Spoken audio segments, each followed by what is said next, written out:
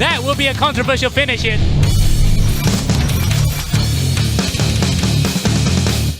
And we are underway. A nice first corner. And Inigo Anton is going to win his first race.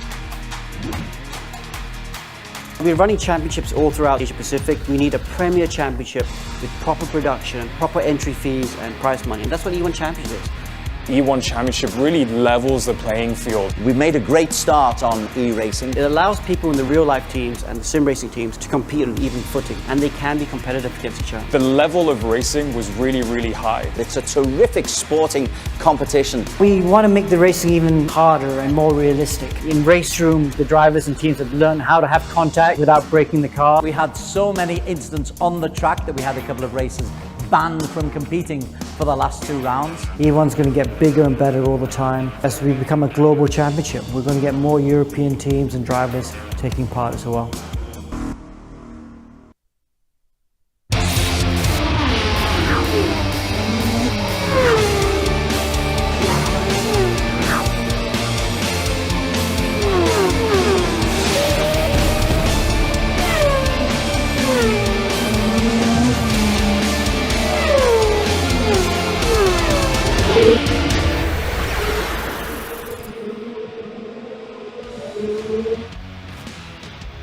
Hello and welcome to the E1 Championship 2022. We are here for round 3. We're going to be racing at Motorland Aragón. My name is Daniel Woodruff. I'm your host for this evening. I'm back.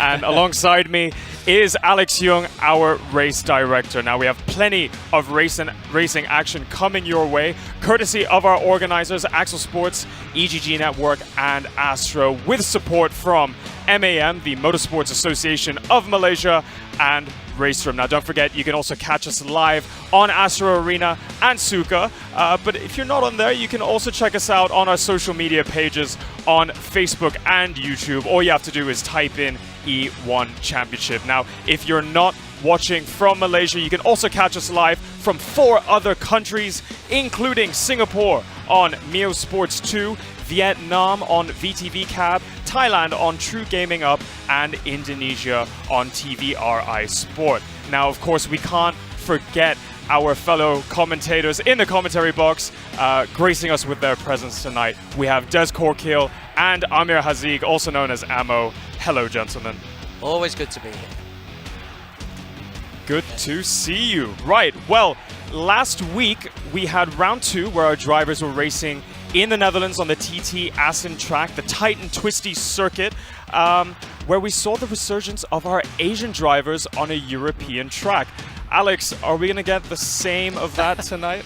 Well, we don't know, don't we? Do we? I mean, it's been really great. You know, round 1, we saw the Europeans dominating. Round 2, we saw the Asians strike back. What will happen now? We don't really know. I have to say, though, that especially 7-9, they were very strong in round 2. But round 2 was fixed setup. Everyone drove the same car. We're back to an open setup now for round 3, like round 1. And that means, you know, the guys out in front are going to be tough to beat. And that guy's out in front right now, Williams eSport. That's right, exciting stuff. Well, before tonight's action, let's take a quick throwback to last week's highlights in round 2. Round 2 of the E1 Championship 2022. Nabil is now just beginning to make a move there on his brother.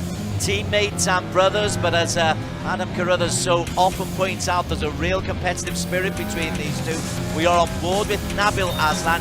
Nakib is the man in front of him. Let's have a look at the view that Nakib has behind of Nabil. To be fair, Nabil isn't exactly pressing too many alarm buttons for Nakib, and both are driving. Oh, he's gone off a bit there. He's gone off a bit there, so there's warning signs for Nabil himself to not really overcook it there. Kalen Chin again tries to go around the outside of Inigo Anton. Anton is just able to hold on once again.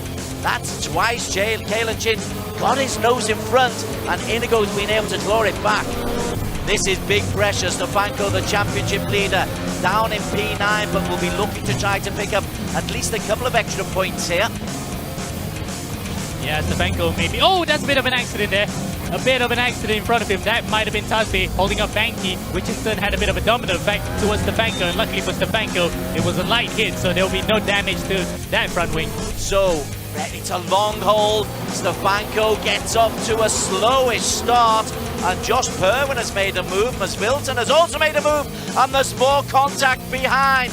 Again, Mohamed Ibrahim as two racers go flying off on the outside. Mohamed Ibrahim, he was involved as well. But Martin Stefanko, he's got himself into P2. They're now trying to get by in the second as Tasby. Oh, it's a hit! It's a big hit there. Tasby sent into the wall by Jack Keithley. And that is definitely going to be a steward's inquiry after this, Des. So Mohamed Tasby for the second race in a row loses really a big number of points. He's back on the circuit, but he's back on in P8 and will come under pressure from Presley Martono. And there you go. He's got 3 to use throughout his entire lap. This might just be make or break for Nabil's race. Oh, he's hit each other. There's contact. Nabil and he spins into the barriers and loses ground. So Nabil, in the end, picking up only 30 points, and he raced an awful lot better than that last week. The championship winner last week in round 2 was Naqib Aslan, accumulating 35 points. But you look at Ibrahim, Stefanko and Ben Spanky, all in the mid-30s. Super contested racing last week in Assen.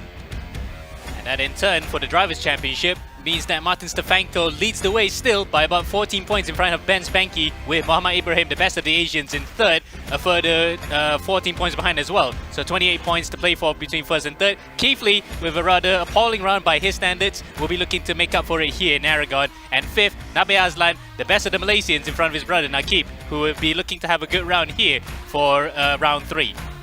In the Team Championships, Williams Esports leading the way with 132 points. Mumbai Falcons with Mohamed Ibrahim, the defending champion, and Ben Spanky, they've got 118. Sem9 had a really good weekend last time out. They'll be looking to build on that. 85 points there, your top 3 in the Team Championship standings. Thank you, Des. Now, Des and you, Alex, have both mentioned that Sem9 had a very strong race last week. We have a very different track layout now. Aragon, you know, flowy, fast. TT in Assen, very tight and twisty. Are the drivers that are fast in Sepang going to be fast tonight? We don't know, you know. It's not just it's a different track. You can overtake at this track. You know, Assen, there's a bit more pressure because it was a little bit more difficult to overtake. So drivers are taking more risks at Assen. And also, but I think the fixed setup thing is going to really, the fact that it's not fixed setup this round, that's going to play into some of the teams' hands. You know, some of the more professional teams have been added a bit longer. Teams like Mumbai Falcons and, of course, Williams Esport, they're going to be very strong. Well, we've got the same teams as last week, but we've had a bit of a shift in the driver lineup. And to walk us through tonight's grid, it's over to you, Des and Amo. Starting with the transfer news, Inigo Antan has moved to Team Flashwell, who'll be joined by Mohamed Tasby, the 20-year-old Singaporean 2022 E-Racing GP Global Edition Gold Class Champion. And next up, it's Black Cars Racing, the first of the 3 real-world teams here, with Josh Perwin and Kaylin Chin. They'll be hoping to avoid inter-team war after what happened at race 2 in Assen, where Josh was flipped. They are going to be racing for the Hong Kong-based team. Safe House from Korea, they've got a debutant Arwin Tarunya, the IDMC 2019 first runner-up. He is joined by the experienced Singaporean Jin Masvilton, 25 years of age. That was another team transfer right there to keep note of. Meanwhile, Sem9, a very dominant race 1 at Assen between Naqib and Nabil. They were 1-2, but they had a bit of a poor race too. They'll be looking forward to actually go better this time in Aragon. Apex E-Racing out of Brunei, officially represented this week by Jake 10, wearing number 88. That's lucky for some. Ben Sieg from New Zealand is designated co-driver. Apex Racing Academy, the sister team to Apex E-Racing, have Mohamed Zikri and Julian Kunze in their stable. Kunze has been bulking up most of the points for the team, but Zikri likewise has also been picking up. He'll be looking forward to a race in Aragon. From France, representing Virtual Racers TX3, Mihai Neg, the 23-year-old Romanian, who shone up well in round 1, didn't do so well in round 2. Let's see what the young Romanian can do here at in Aragon. The second of the real-world teams, Mumbai Falcons, have defending champion Mohamed Ibrahim, the firebrand of a driver, who's finally gotten his first pole position last time out, alongside him Ben Spanky, championship contender. One of the unheralded stars of this season, Russell Reyes from JMX Banten, the Indonesian team. The 21-year-old Filipino has really shone very bright. He's alongside President Martono, who's also picked up points this year. And hailing from Grove in the UK, Williams Esports, Jack Keithley and Martin Stefanko, the two guys who have been the drivers to beat after round 1. Stefanko continued that trend, while Jack Keithley will be looking forward to recover after a disastrous round 2. And the EGG Network team are represented by Axel Nokom, the 10-year-old from the Philippines, E-Racing GP Global Edition 6 bronze class champion, but improving with every race. I love having him on the grid. He's my hero. He's so young. That's so good to see. Now, one of the questions I do have, Alex, seeing the little mix-up on the grid, same drivers but different teams, is that going to affect their performance?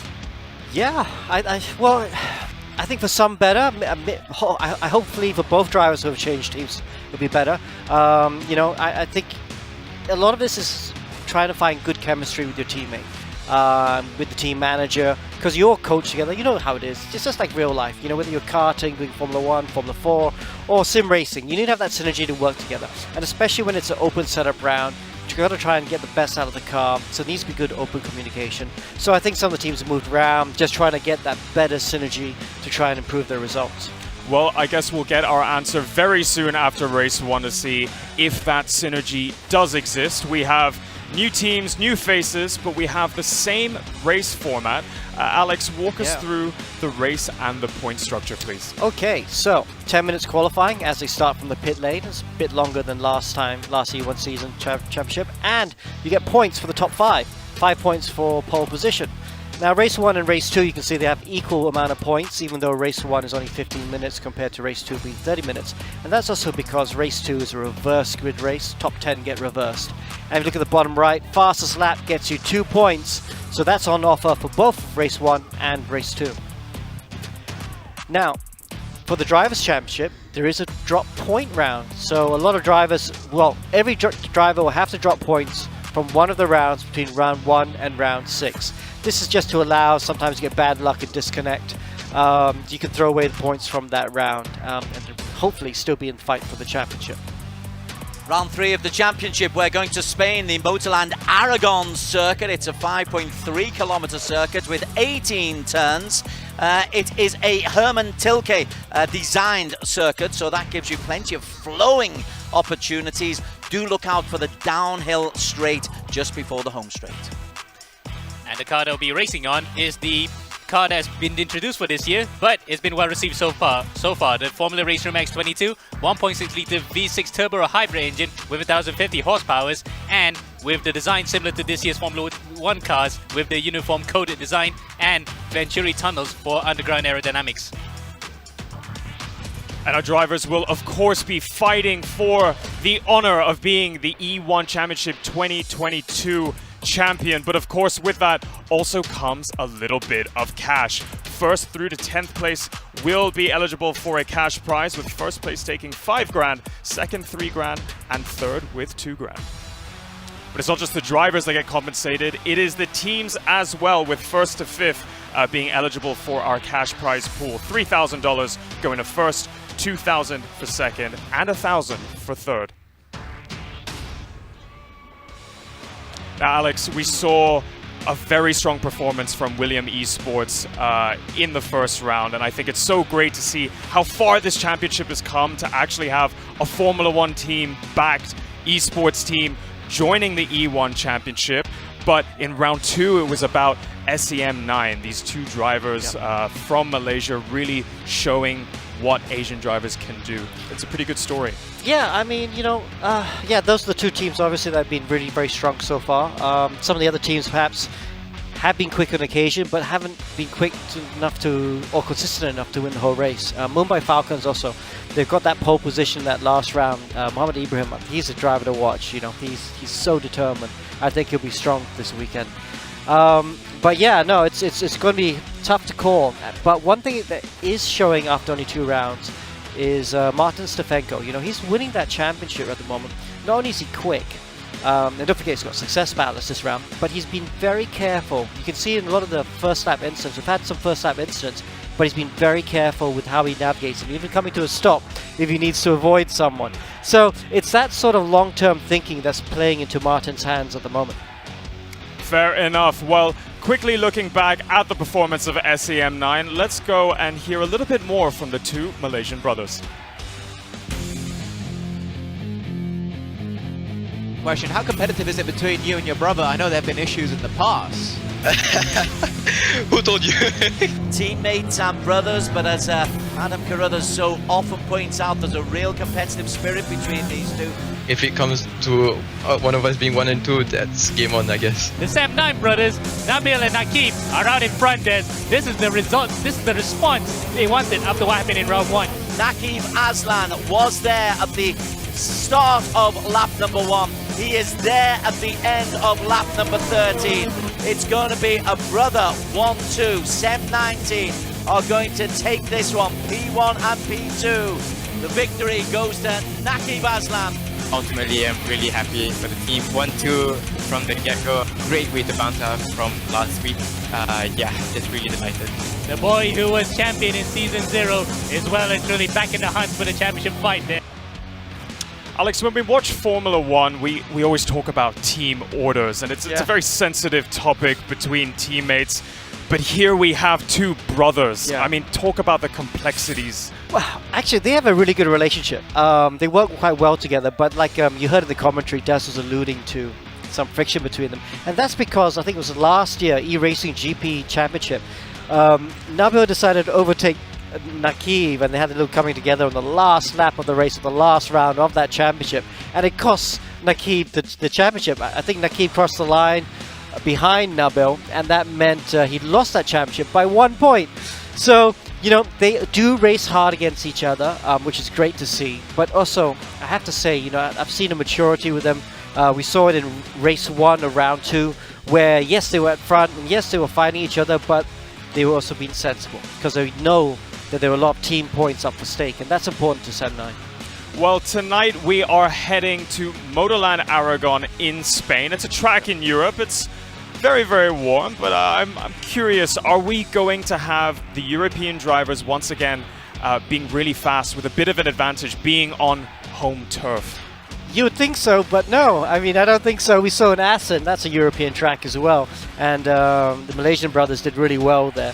So we're in the virtual world, of course, as well. So I don't really think that is an issue. It's just all about prep, you know, and who puts in the most preparation, really. And that's very important. But of course, you know, with these sort of rounds, sometimes, you know, they got to also understand what each track needs, you know. And this track is a little bit tricky. You've got these long corners that tighten up on themselves a bit, and quite a few corners like that on this track, which means you often have issues with track limits.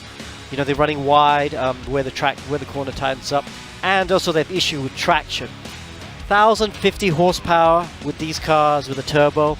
You're going to have a big issue on these long tightening corners, and some of them are quite slow, and you're going to be lighting up the rear wheels. It's going to be rear dependent, you know. Going to have to look after those rear tires. So it's, even though there's space to go off if you need to use it, it is a bit of a tricky track. Well, we have a couple more minutes before qualifying, and one of the questions that I think all teams will have as they go into a race weekend is, what kind of setup do they go for, Alex, on a track like this? Okay, well, there's that long straight, right, down the back straight. That'll be used for overtaking. Don't forget they got the different engine modes to play with, the battery deployment. But they've got DRS, which they can use 3 times a lap, and they'll definitely use it down that back straight if they're within a second of someone else. So that is going to be a case where they can't whack on a lot of downforce. You know, they're going to need some straight line speed for that straight.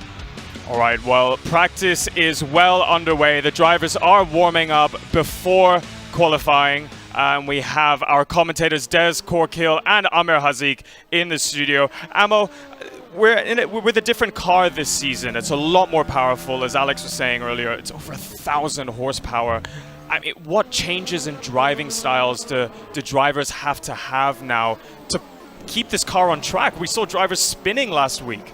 Yeah, indeed, Daniel, it is a completely different driving style compared to, say, the FRX 17 that we had in the first 2 seasons, and then jumping to iRacing with the IR01. This one, has a V6 turbo hybrid engine where the moment that you put the foot onto the loud pedal, onto the road, the amount of torque that it generates just spins a lot. So they have to be a bit more delicate. As we can see, this is the most evident of the corners here. The final corner, that hairpin. Any driver who will press the throttle a bit too early, they're going to loop it around. So that will separate who is the best and who's going to be at the back, whether it's in qualifying or the race, Daniel. Wow. Alex, the drivers are going around right now. They're warming up. What are they looking to achieve in this session before qualifying?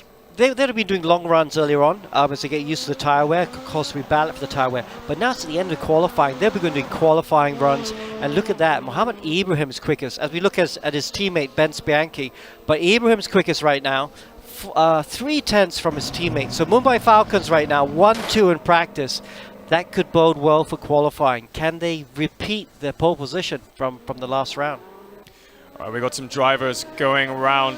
Amo, do you want to take us through a lap? I think we're coming on the front straight now. Okay, certainly. So we're on board here with Inigo Anton with a brand new team for this one, although not the exact same car that he'll be driving. This is with, oh no, never mind, I think he's backed off. So we're going to have to look for another car to go for a lap around with. I think it's better we can try to find if Stefanko's on track, because he is the championship leader after all, but he's in the pits. Yep, he's in the pits, and I was thinking, so we're going to follow his teammate around, Jack Keithley here.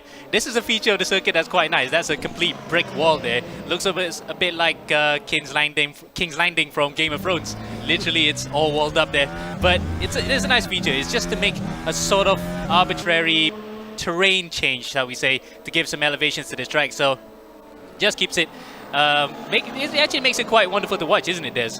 Yeah, I do like this circuit. It's very visually strong. In fact, all of the graphics are very good indeed. We haven't had a chance to go through a full lap there, so we haven't had a flying lap. Maybe when qualification comes in, we'll go a little bit onto that. But in practice, Amo, Mohammed Ibrahim, fastest. Yep, by almost 4/10 in front of Benki. At one point, it was actually Kalen Chin, so Kalen's looking good this one as well. But yes, it's looking quite ominous, isn't it, for the rest of the field? It's Mumbai Falcons, fastest from the get-go. Qualification is underway. We have got 10 minutes worth of qualification. There is an out lap first, so maybe you can just talk us through a nice leisurely circuit here from Mohammed Ibrahim. Yeah, indeed. So we're coming out to turn 5 now. This presents itself as one of the key overtaking points. The circuit just tightens a bit, but if you really go into the inside, you might take it on there. Then turn 7, it just kind of reverses itself from turn 3, a bit tighter compared to that turn. But nonetheless, it's crucial to get a great exit out of there so they can set yourself up for the waterfall section, or as now it actually has an official name, Sacacorchos, which literally means the corkscrew in Spanish. So literally, that is the corkscrew, but it's the other way around compared to Laguna Seca's corkscrew. Then through Marc Marquez's turn 10, and up to 11 and 12 now. This is the final section of the circuit where, again, the traction heavy areas here is what makes your lap time, so you do not want to wheel spin too much out of here. You got to manage your boost, you got to manage your MGU unit to actually just not get that wheel speed. You just want to control it out of there and onto this back straight, where it's crucial that once you're on the DRS, you can actually get up to the final corner here with some of these drivers hoping it could get a fast time, Des. Okay, Mohammed Ibrahim just coming towards the end. He's coming around 16 and 17, which is the hairpin at the end of the penultimate straight, coming into the home straight now. That little King, the left-hander. So there is Mohammed Ibrahim. In practice, he was fastest, but that's his out lap here. It was a pretty decent out lap. Let's see, well, we won't stay with him just for now. Let's go on to the overall championship lead. Yes, we will stay with Ibrahim, because it looks like he's pretty focused at the moment. Indeed, in fact, that he wants to go for 2 straight pole positions now, given the fact that he did take that one last time out in Assen with championship leader Stefanko in 4th place. So that's the first time he's been knocked off his perch. And fast through sector 1. Yep, because he's the first guy to break through the timing beam. So for the time being, at least, he goes purple. It is still a quick time, though. As they come down the hill, he's got a little bit of wheel spin there, having to work hard. Little grimace bottom right. I'm loving the zoom pictures that we have of the races. You can see how much focus and concentration they do put into it as he goes up over the brow of the hill and then round onto the left-right. And there is that wall that you like so much into the latter stage of this lap. What is he? His second split time is going to be interesting.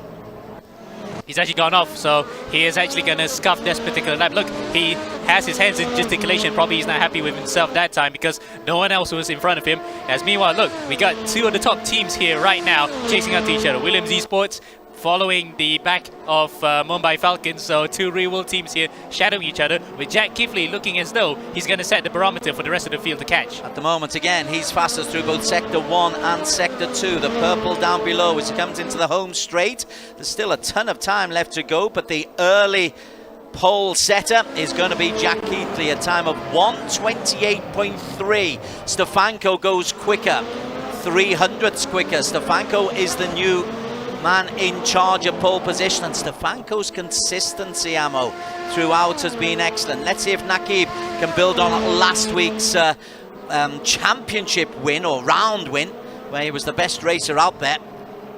And we're trying to improve his best season starting position so far, which is of 5th place. That was at Assen, of course, and went on to take the win. Now he's coming up to the brow, to the start-finish line. This looks good, but may not be good enough to break into the top 5. In fact, yep, he is 6th fastest for the time being. Mohammed Ibrahim quite a long way down as well. He's a full 2 seconds off the pace set by Kalen Chin. Black Arts Racing, Kalen Chin. Well, he showed little hints of coming back to form last week, did young Kalen. Yeah, in fact, that he did come onto the podium with that brilliant overtaking move around the outside of Inigo through the final second to last corner, where he caught Inigo napping around the outside and got onto the podium for himself. But second race didn't turn out as well for him because he got involved in that big melee at the start, including the fact that he flipped off Josh Pilwin. But having said that, he did finish in the points in the top 10 for both races, so it looks as though he can get over that early season slow start to really put himself into contention with the title. I think you mentioned last week that he does start season slowly. In season 1 of the E1 Championship, or season 0, was it season 1? He came actually 3rd in the overall championship standing, so this kid knows what he's doing on a circuit. Yep.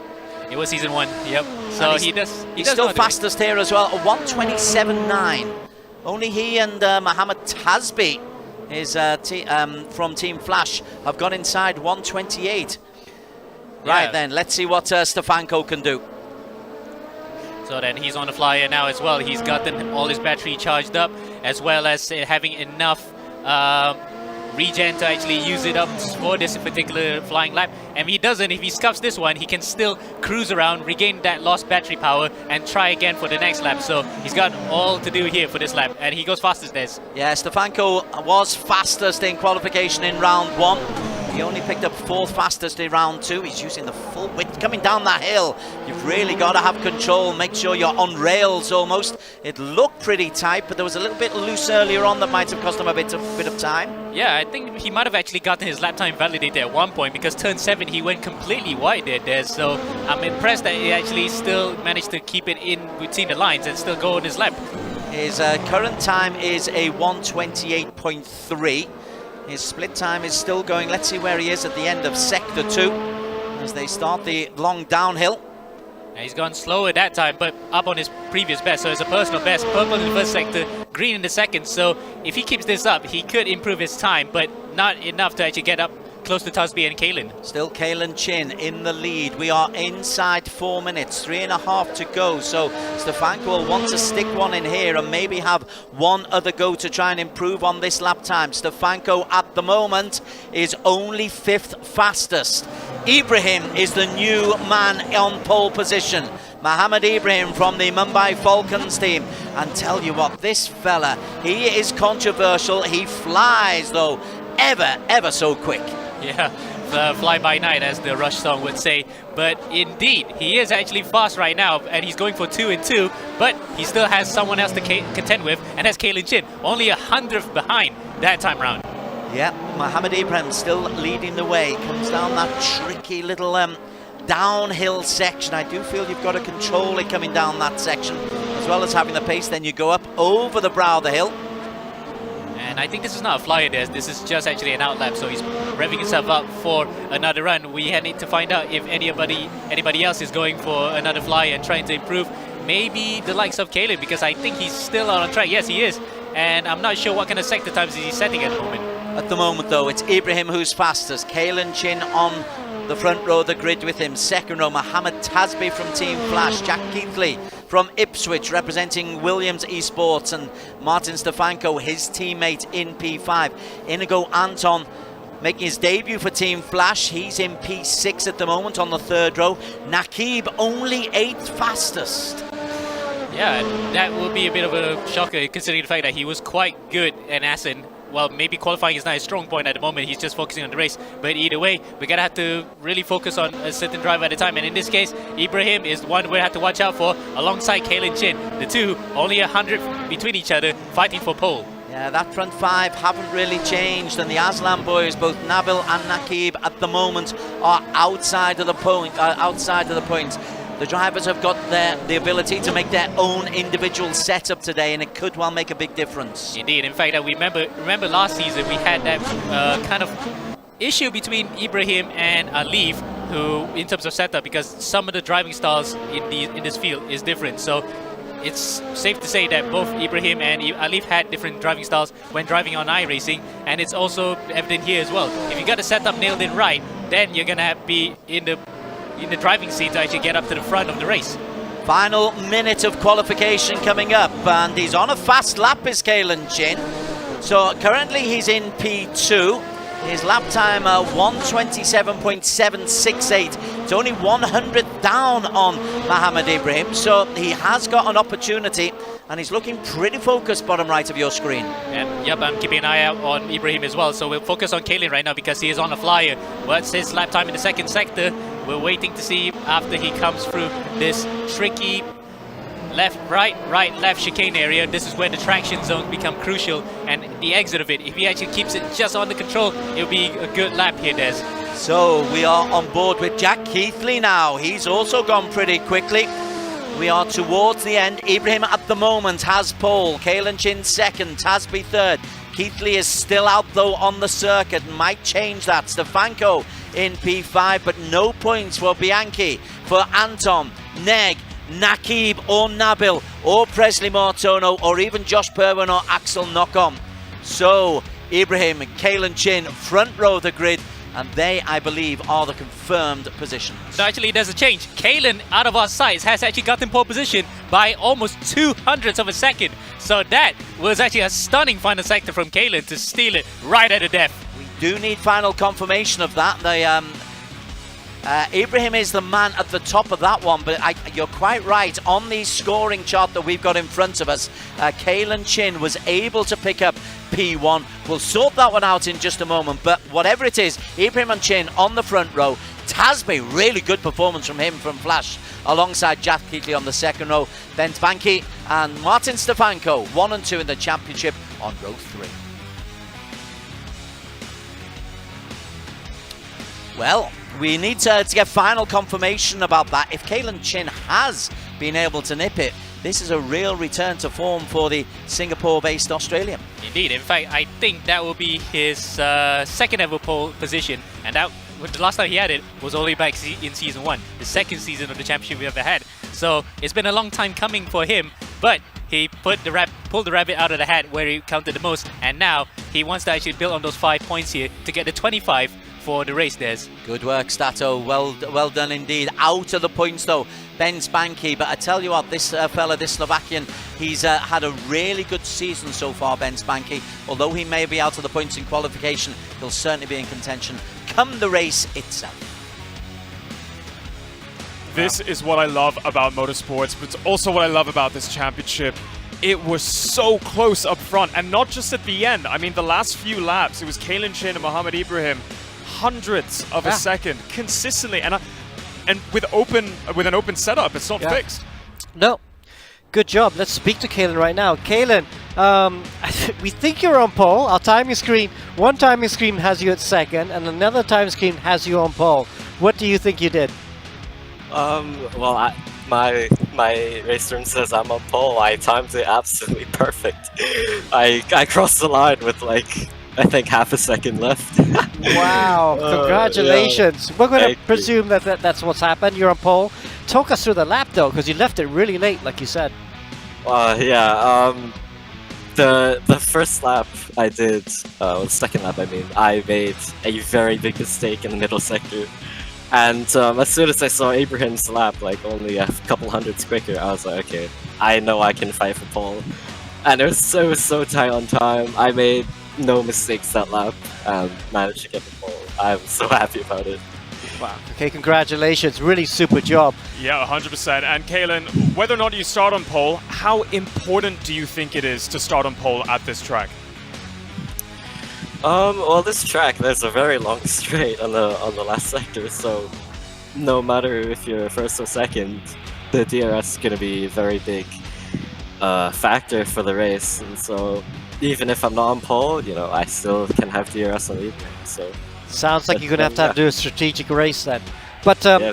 Good luck for that, and all the best. Thank you.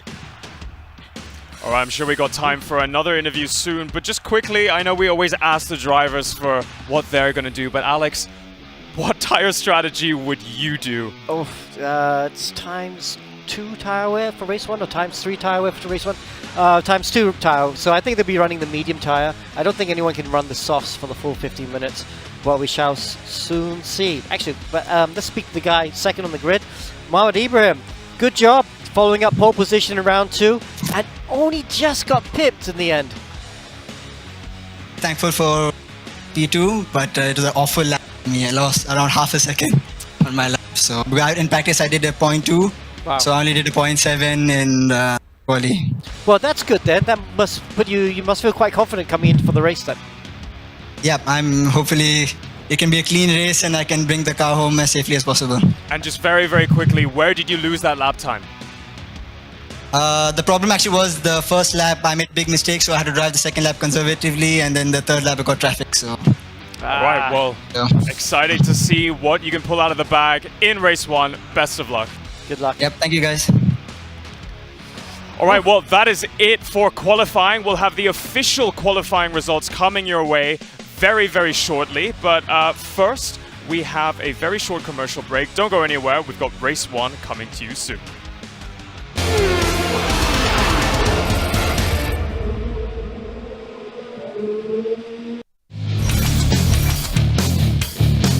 Anton is trying to get on the tail end of his young compatriot. Anton looking for a way around, but Axel Knockom. Let's just see some of his defensive work here. DRS is being utilised successfully or not. Oh, he dinked one on the inside there, but Banky as well. He actually dinked on the inside very late to actually defend. Now it's going to be game on. Fights on between these two for the first race win of the season. Banky goes outside and Kipley goes on the inside, which in turns to the outside coming out to turn 3. It looks as though he's using DRS again, but Banky, I think, is on the overtake button. He is clear away from the Williams Esports driver. For once, Russell Reyes making the noise out of the Philippines. As he comes down, is he close enough? He can use his DRS, and he will try and use his DRS here. And Russell Reyes tries to go on the inside, successfully does so. Takes a P6, the switchback is on from Mohamed Ibrahim. Look at that, they pulled away from Stefanko. They're gonna dink left and right. This is almost like Nico Hulkenberg and Nicolas Lapierre back in 2005 for the A1 GP race. And he's gone through. Kipley's gone through for the lead. Mohamed Ibrahim has come through from a P4 on the grid, and he's got himself an early start, and there's contact. Neg is out. Ibrahim is taken out. Neg has actually survived. Oh, Kipley spun it. Kipley has half spun it and into the crowd. It's a chaotic start to race 2 there. Inigo Anton in the groove as well, back in P4. Pesley Martono leading the way. And that's a very familiar position for him. Oh, that's a spin. That might be Nakib. It is Nakib. Nakib has dropped it out of the final corner. And look at that. The rest of the field swung by, including his brother Nabil there. What an absolutely shocking start. Look at that. That's brilliant racecraft from Ibrahim to actually hold on from the outside, trying to defend from Stefanko. Now, he's going to be a bit of a sitting duck because Stefanko and his teammate right behind him, Banky, also have DRS. He has to give out this for now. They've come out behind Pesley Martono, but within 2 seconds, and he's on cold tyres, Martono, at the moment, so he could come under immediate pressure if Banky can. Well, it just depends how quickly those tyres can warm up. Oh, Ibrahim spins. He's on double medium, so that actually helps out for his cause towards the end of the race, unless, of course, he does a lot of that. That was a lockup. Oh, he spins! He's actually spun at turn 9. Now that will put everyone else back into play, including the likes of Nabil Aslan, who takes the lead. He's got the remaining DRS that he can use here to attack. While Nabil then, look, he's actually still ahead. The DRS has not been an advantage to Stefanko because he's using the battery power, any battery power he has left in his bank. Oh, he spins! He's been taken out by Stefanko, and the hit has actually compounded that. So that will be a controversial finish here.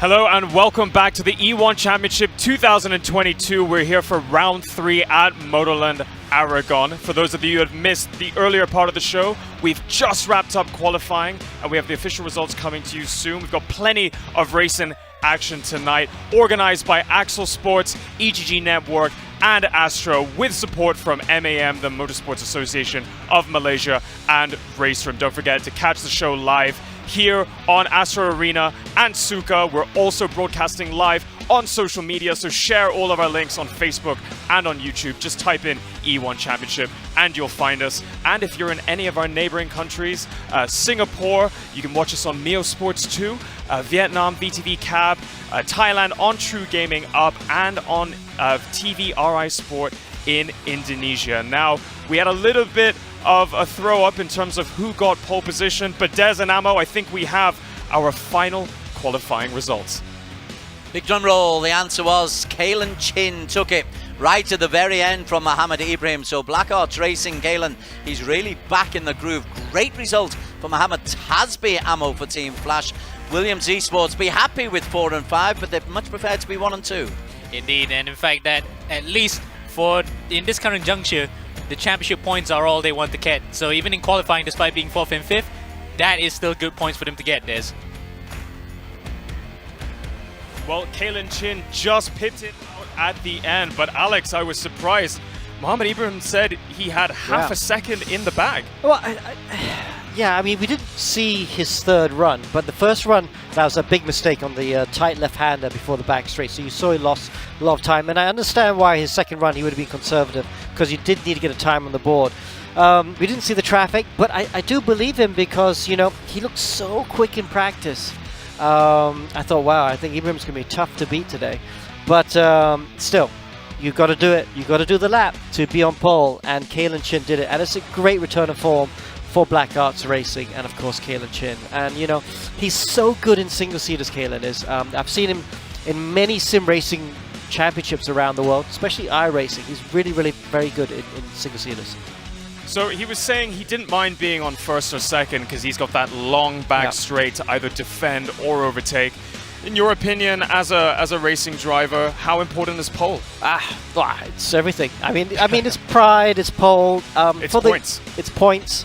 For the result, maybe not. You know, the long straight means DRS is going to be very strong. It means that you might have to have a strategic race. Not necessarily that you don't want to not lead into the last lap, because I got a feeling that everyone's going to be quite close, and if you try to be too strategic, you could end up going from second or first all the way down to 5th or 6th. You could get shuffled down very quickly. The main thing is to stay out of trouble for the first lap and make sure you're there, and then see how the race plays out after that. Well, staying out of trouble is everything, particularly for our man in second place, Mohammed Ibrahim, because he's collected about 5 penalty points to date. So he needs to stay out of trouble, otherwise he might risk losing out on a qualifying session. Yeah, but he can't. He's between a rock and a hard place because he needs to get that win. He's third in the championship. He needs to make inroads into Stefanko, who's leading that championship right now. So he's desperate to win his first race for the E1 season here in 2022. So I think he's still going to be as aggressive as he usually is. All right, well, our drivers are warming up ahead of race 1. It's a 15-minute sprint. I'm going to hand it over to Amo and Des to walk us through the drivers in their warm-up session. Yeah, 50-minute sprint followed by a 30-minute reverse grid race. We've got about 45 seconds as the drivers get themselves ready in the garage. Ibrahim, that Alex Young, he always wants him to take things easy, stay out of risk. We want him to go hell for leather, or I do. Yeah, indeed. And even in qualifying, we can saw him throw gesticulations. So that's how on it he was actually from the get-go, Des. Amo Hazik alongside Des Corkill. We are at Aragon. It's a beautiful circuit. I love the undulations in it. I love the steepness of that little left, right, left coming down the hill, and then you go up the hill once again. We are now just about ready. We're on board with the championship leader, Martin Stefenko. Top of your screen, the red lights go eventually off, and we are underway. Kalen Chin on pole position, but he's beaten to the punch. Mohammed Ibrahim has got off to an absolute flyer. He says he's got half a second in, and he's taken Mohammed Tasby with him.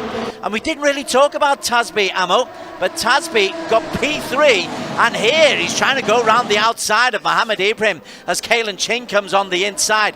What a terrific aggressive start by the Singaporean. Oh, that's a brilliant start from Tasby. In fact, he has taken the lead away from Ibrahim, so Ibrahim got caught out napping there. He might have been on the throttle, the torque might have been still planted to the road, and he couldn't get enough traction, and Tasby went through. Kalen as well, so Kalen by net only lost one position to Tasby, then he gained one again, so he didn't lose anything. He's right behind him right now, but Tasby then, with a man on a mission, after what happened in Assen, where he had only 1 point taken for the entire round, he is on it here today, Des. I think you're quite right. He actually drove pretty well at Assen, if I recall, and was very unfortunate not to pick up a lot more points than just the one he got.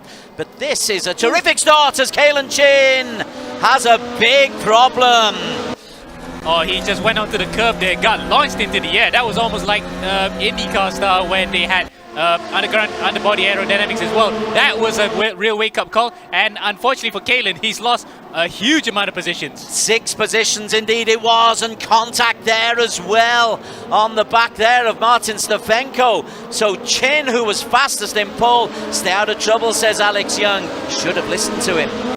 Yeah, so the wise old hand then can actually tell him that you need to be careful in that first lap. But I think he threw caution to the wind there because he had the wind in his sights. He was just up the road, he was just behind, up to the back of Tasby. Now he's going to have it all to do here for race number 2. Naqib Aslan, now he's come up through the ranks. P4 for him just at the moment.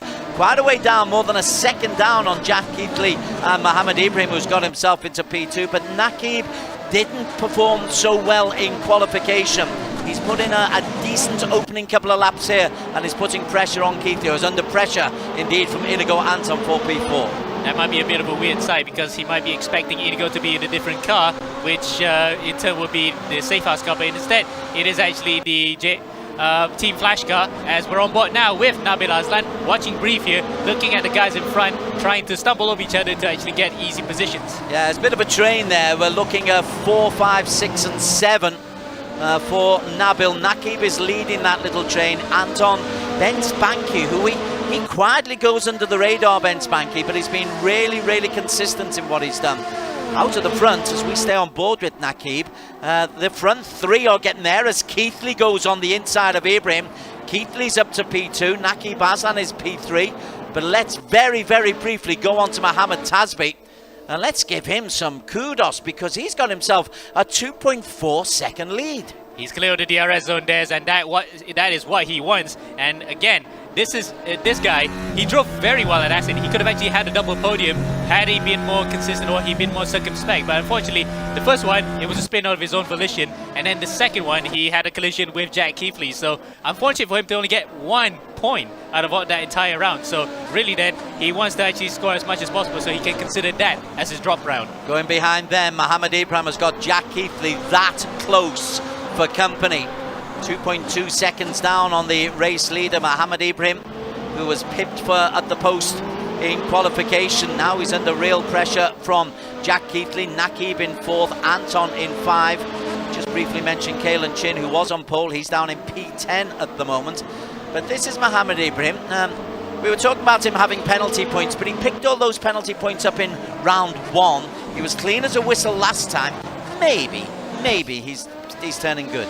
Yeah, he's probably turning over a new leaf on this one in terms of trying to control the aggression if he was to go for his 2nd championship in the E1 Championship. But at the moment at least, that will be at the back of his mind. He's going to have to deal with Jack Keithley here in the DRS. Nope, no way over through just yet, but Keithley will get DRS next time by as well. Okay, let's see where we are for Mohammed Tasby. He was able to stay out of DRS range at the end of lap 2, and at the start of lap 4, he has got a 2-second advantage. This is really good. He's just posted a 130.6, so he lost 0.2 to Mohammed Ibrahim, but he has been able to maintain that advantage that he's got. He's got clear track in front of him, and he's got 10 minutes to survive.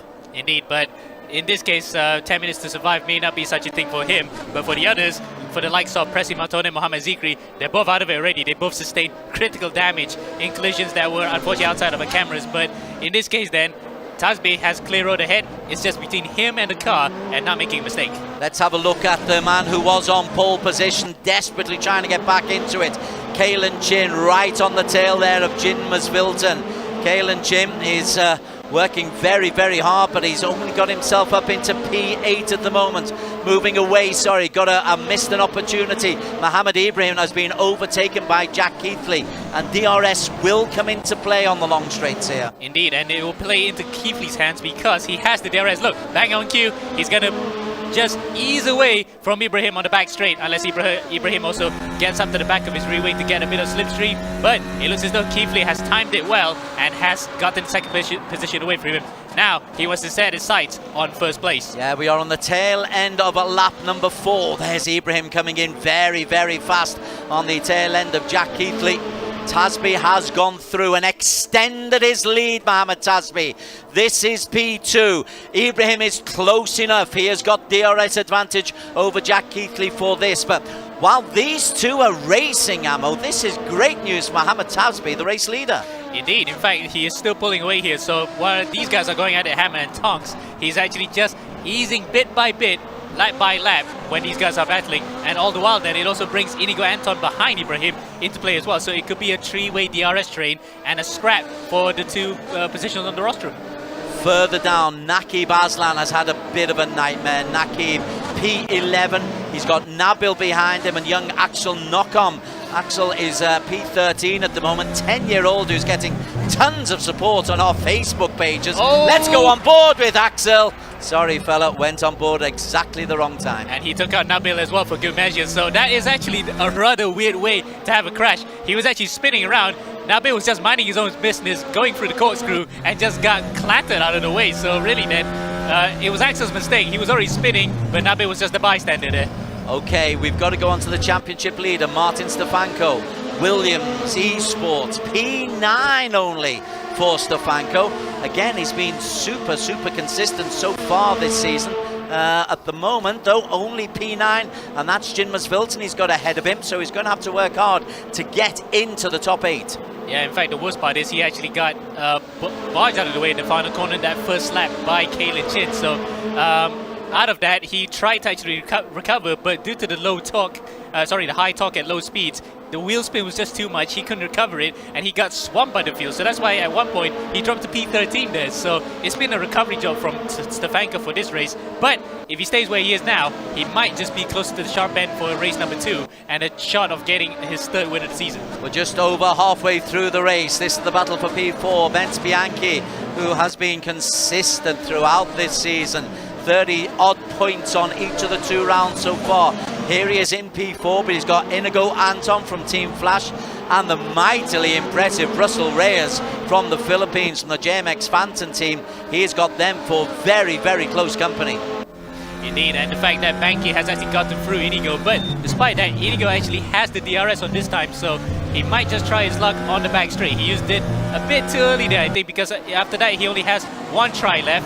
He didn't think about going through the next lap with at least 4 uses of the DRS in essence, so really then he's going to have to fend off he has to fend off Russell, if anything, for 5th place. Yeah, Russell Reyes has made his move there. There is Russell Reyes. Just look on the inside of Inigo Anton, the Team Flash racer. Reyes tries to go on the inside of both of them, and he's made that move. Has he been able to make it stick? Well, he's got through Anton, but he hasn't been able to get the better of Benz Banky. That was terrific from Russell Reyes, bottom left of your screen. And that brings Stefanko into play as well, I think. No, in fact, it's Kalen into play. Kalen has DRS, Russell has DRS, and they all go through on a hapless Ben Spanky. Spanky then has to troll through this entire lap without DRS, so he might lose not just one position, he might lose a lot of it. Well, this is exactly what Alex Young was talking about. Could it be strategic? Benke, I think he was just caught cold by all the racing going on behind him.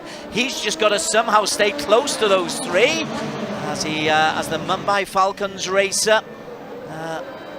Russell Reyes is also in there. Oh, look at that. Going to the inside goes Reyes. Reyes shoves off White. Anton is also going through. I think, in fact, it's Anton who has actually gotten through there into the gravel trap. And Reyes and Chin go through as well. So Reyes then really hard on the inside, but he manages to get through. Kalen, on the other hand, on a good recovery drive up to 4th place. Kalen Chin has got himself up into P4. He dropped down as low as P11 at one stage. He bounced out. He made a mistake, bounced out, but that's shown real aggression there from the Blackguards racing Kalen Chin. And he's got DRS coming down the long downhill straight, coming into the hairpin at the end. P4 for Kalen Chin, good result, inside 5 minutes to race. Well, he'll be a bit miffed though about that first lap mistake, we can safely say, because he hit that sausage curb one time too hard, flew into the gravel trap and just lost a whole load of positions. Now it's just been a recovery drive, so unfortunately for him, 4th is the best he could muster up for this race at least. These guys are 5 seconds down on Mohammed Ibrahim, who's in P3. Our leader still, ever since the first lap, has been Mohammed Tasby from Team Flash. They seem to have got their setup right, because Inigo Anton was also pretty close to doing things well, but we've not given Tasby the TLC he's really deserved at the moment. Yeah, indeed. In fact, that after what happened at Assen, we really think that Tasby might have to reset his mindset on where to go from here on out. He just wants to get the results in, and judging from how it has played out so far, yeah, Sepang is his best round in round 1, but really then he just wants to get on with the job and try to recover as many points as possible. Let's have a look at a big battle here between Russell Reyes, Ben Spianchi, Martin Stefanko. This is the battle for P5. We'll go back to the top of the pile in just a moment. Stefanko is at the tail of that queue. Seeing Stefanko down in P7. Well, he's got himself ahead of Inigo Anton from Team Flash, but Stefanko is looking in on Banky and Reyes and Kalen Chin. If we ever have a word with Stefanko in the interviews, he might just have an articulate report on what happened in the first race, because remember, the times that we've interviewed him, he really is detailed. So like that, he's very articulate and very attentive to what happens in his race. But this one, I think he might get for a similar reason. He just got barged out of the way in that first lap and has been chasing shadows since. Well, that is Ben Spanky and Martin Stefanko. Interesting to see what work Kalen Chin has got to do. We are 2:30 to go. Kalen Chin is under pressure from Russell Reyes, who to me has been standout the most improved racer in e-racing that I've seen in this E1 Championship. Well, it's his debut in the E1 Championship this particular instance, but yes, we've seen him in other championships outside of here. So Reyes then, he proves that he can drive anything. He can drive GTs, he can drive touring cars, and now he can prove that he could drive a high-powered single-seater, and looks as though might be one of the standout rookies for the season, we can safely say. Kalen Chin, though, is looking to hold on with 2 minutes to go. Got to go back to the front, where Mohammed Tasby, this has been excellent, but the gap is only 1 second. And there will be another lap, at least one more lap after this. Possibly 2 if he goes a little bit too quickly. What are they lapping up? They're lapping at 1:30. So it's 14 seconds left. Tasby's lead is 1.2 seconds as he comes down to the hairpin at the tail end. Jack Keithley is the man who's desperately trying to close in to give himself half a chance. Okay, so they will be going on to the last lap here. And he has to look out behind him now, because Keithley is within that DRS range, including also Ibrahim. So if Ibrahim actually stays within 1 second behind Keithley, all three of these guys would be within earshot. I'm not sure Keithley got close enough, you know. I think he was just outside the 1 second. We will very quickly find out, because the Williams racer, Jack Keithley, who's amongst the championship leaders, and the Williams team are leading the way. He's got to make his move on this lap and certainly hold off Mohammed Ibrahim, otherwise the race win will be going to Mohammed Tasby. Yeah, if Tasby would be a good return for him to get his first win here in this season, and in terms of overall first ever, I think. First ever, yeah, it is his first ever win. So what a way to recover after a torrent round. Yeah, and he's looking pretty calm, is Mohammed Tasbi. It looks like he's got the setup pretty much sorted, going up over the brow of the hill. The lead is 1.25 seconds. He's just got to make sure he negotiates his way nice and safely home. Very, very briefly, cutting away just for a second.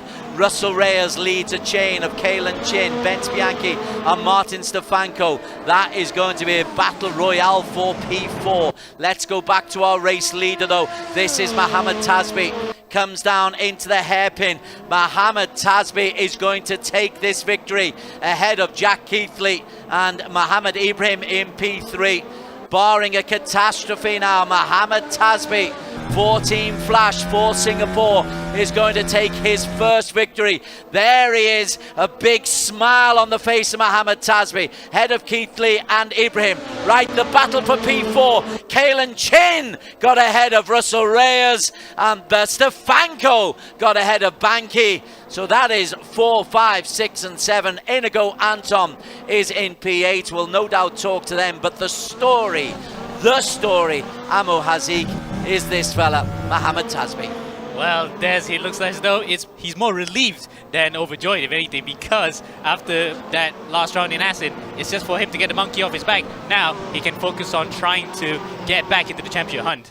Kalen Chin recovering from pole, crashing out. He got himself a P4. Russell Reyes again, another P5 for him. Stefanko will pick up 9 useful points in his championship charge. But Mohammed Tasbi, we don't mention him.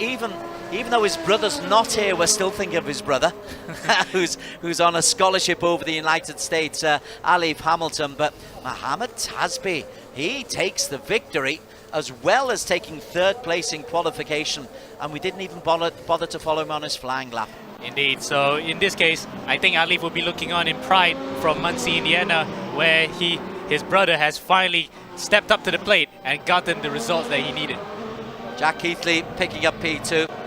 Little show of hands for Axel Knockham, who's still picking up some terrific comments on the Facebook page that you can follow for the E1 Championship. We'll just stick with these until the final result comes through, and here it is, it has come through. Fastest lap going to Mohammed Ibrahim, so that's a bonus for him. But Tasbi takes the victory and 25 points for Team Flash. Jack Keithley for Williams Esports ahead of Ibrahim. Kalen Chin, well, that was an interesting day for Kalen Chin. Russell Reyes, the JMX Phantom racer, continues to impress. Stefanko Banki. Inigo Anton for Team Flash, actually it says safe house there. Masvilton in P9. Naki Baslam, frustrating P10 for him. Neg in 11. Josh Perwin hasn't really bothered the leaderboard so far, ahead of Nabil. Axel Knock-On picking up points for Team EGG.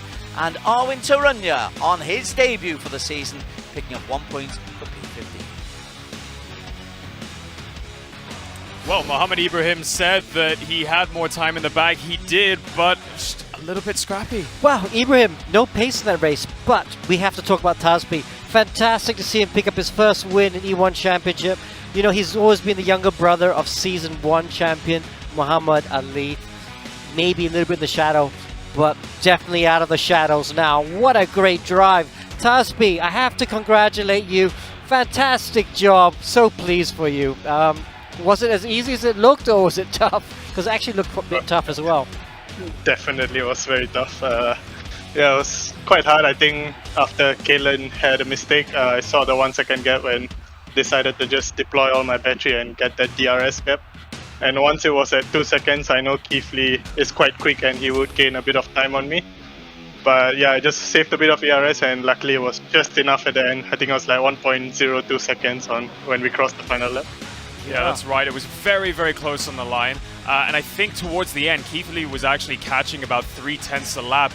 Where do you think that time is for you to extract in the next race? I think it's just the battery consumption. I was saving up like so much. On my last lap, I had full tank of battery just in case that he did have DRS. I would have maximum attack and tried to defend my position. So maybe it's true that. But yeah, overall the car felt quite good. And yeah, it just happened and yeah, happy. All right, well, reverse grid in race 2. Best of luck. Looking forward to seeing you carve through the field. Congratulations. Thank you. Well done. Bye-bye. So, and Team Flash, don't forget they are the reigning team's champion, drivers champion from last year. for them to get the first win as well. Fantastic. 100%. I love how calm, cool, collected he is, despite all of that pressure from Keith Lee. But we have another driver on the line. Let's speak to Mr. Keith Lee. You looked very strong at the end. I'm sure you were wishing for one extra lap. I think that means you bode very, very well for race 2, where there's a longer stint. Yeah, we made our car pretty much solely for race. We only worked on the quali car for maybe a day. So I knew we had a strong race car, but until you go up against opposition, you have no idea what it's going to be like. But I'm pretty happy compared to everyone else how we got it. Even though me and Martin got weight, we seem very capable of pulling out some very good speed with the race car. So I'm happy for that, and I'm really looking forward to the second race. Well, so are we. It's a reverse grid. Best of luck. Keep it clean, and see you on track. Well done. Thank you very much. Enjoy the show, everyone. All right, so that is race 1 wrapped up. We have the official results for race 1 coming to you very soon. We have race 2, 30-minute reverse grid. We're going to get our fast drivers carving through the field. All of that action coming your way right after this break.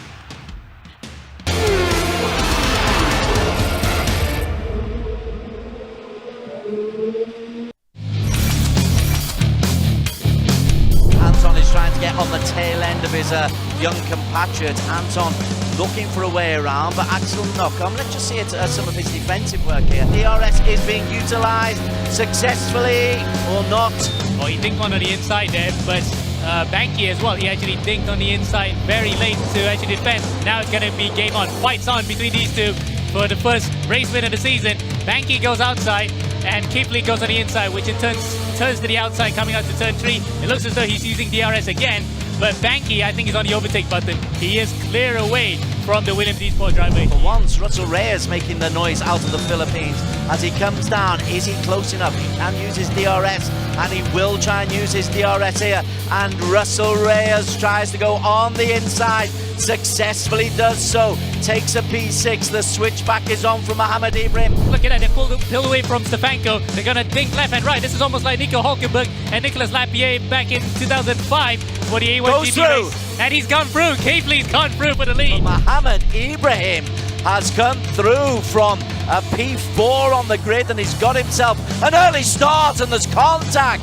Neg is out. Ibrahim is taken out. Neg has actually survived. Oh, Kipley spun it. Kipley has half spun it and into the crowd. It's a chaotic start to race 2 there. Inigo Anton in the groove as well, back in P4. Presley Martono leading the way. And that's a very familiar position for him. Oh, that's a spin. That might be Nakib. It is Nakib. Nakib has dropped it out of the final corner. And look at that. The rest of the field swam by, including his brother Nabil there. What an absolutely shocking start. Look at that. That's brilliant racecraft from Ibrahim to actually hold on from the outside, trying to defend from Stefanko. Now, he's going to be a bit of a sitting duck because Stefanko and his teammate right behind him, Banky, also have DRS. He has to give up this for now. They've come out behind Presley Martono, but within 2 seconds, and he's on cold tyres, Martono, at the moment, so he could come under immediate pressure if Banky can. Well, it just depends how quickly those tyres can warm up. Oh, Ibrahim spins. He's on double medium, so that actually helps out for his cause towards the end of the race, unless, of course, he does a lot of that. That was a lockup. Oh, he spins! He's actually spun at turn 9. Now that will put everyone else back into play, including the likes of Nabil Aslan, who takes the lead. He's got the remaining DRS that he can use here to attack. While Nabil then, look, he's actually still ahead. The DRS has not been an advantage to Stefanko because he's using the battery power, any battery power he has left in his bank. Oh, he spins! He's been taken out by Stefanko, and the hit has actually compounded that. So that will be a controversial finish here.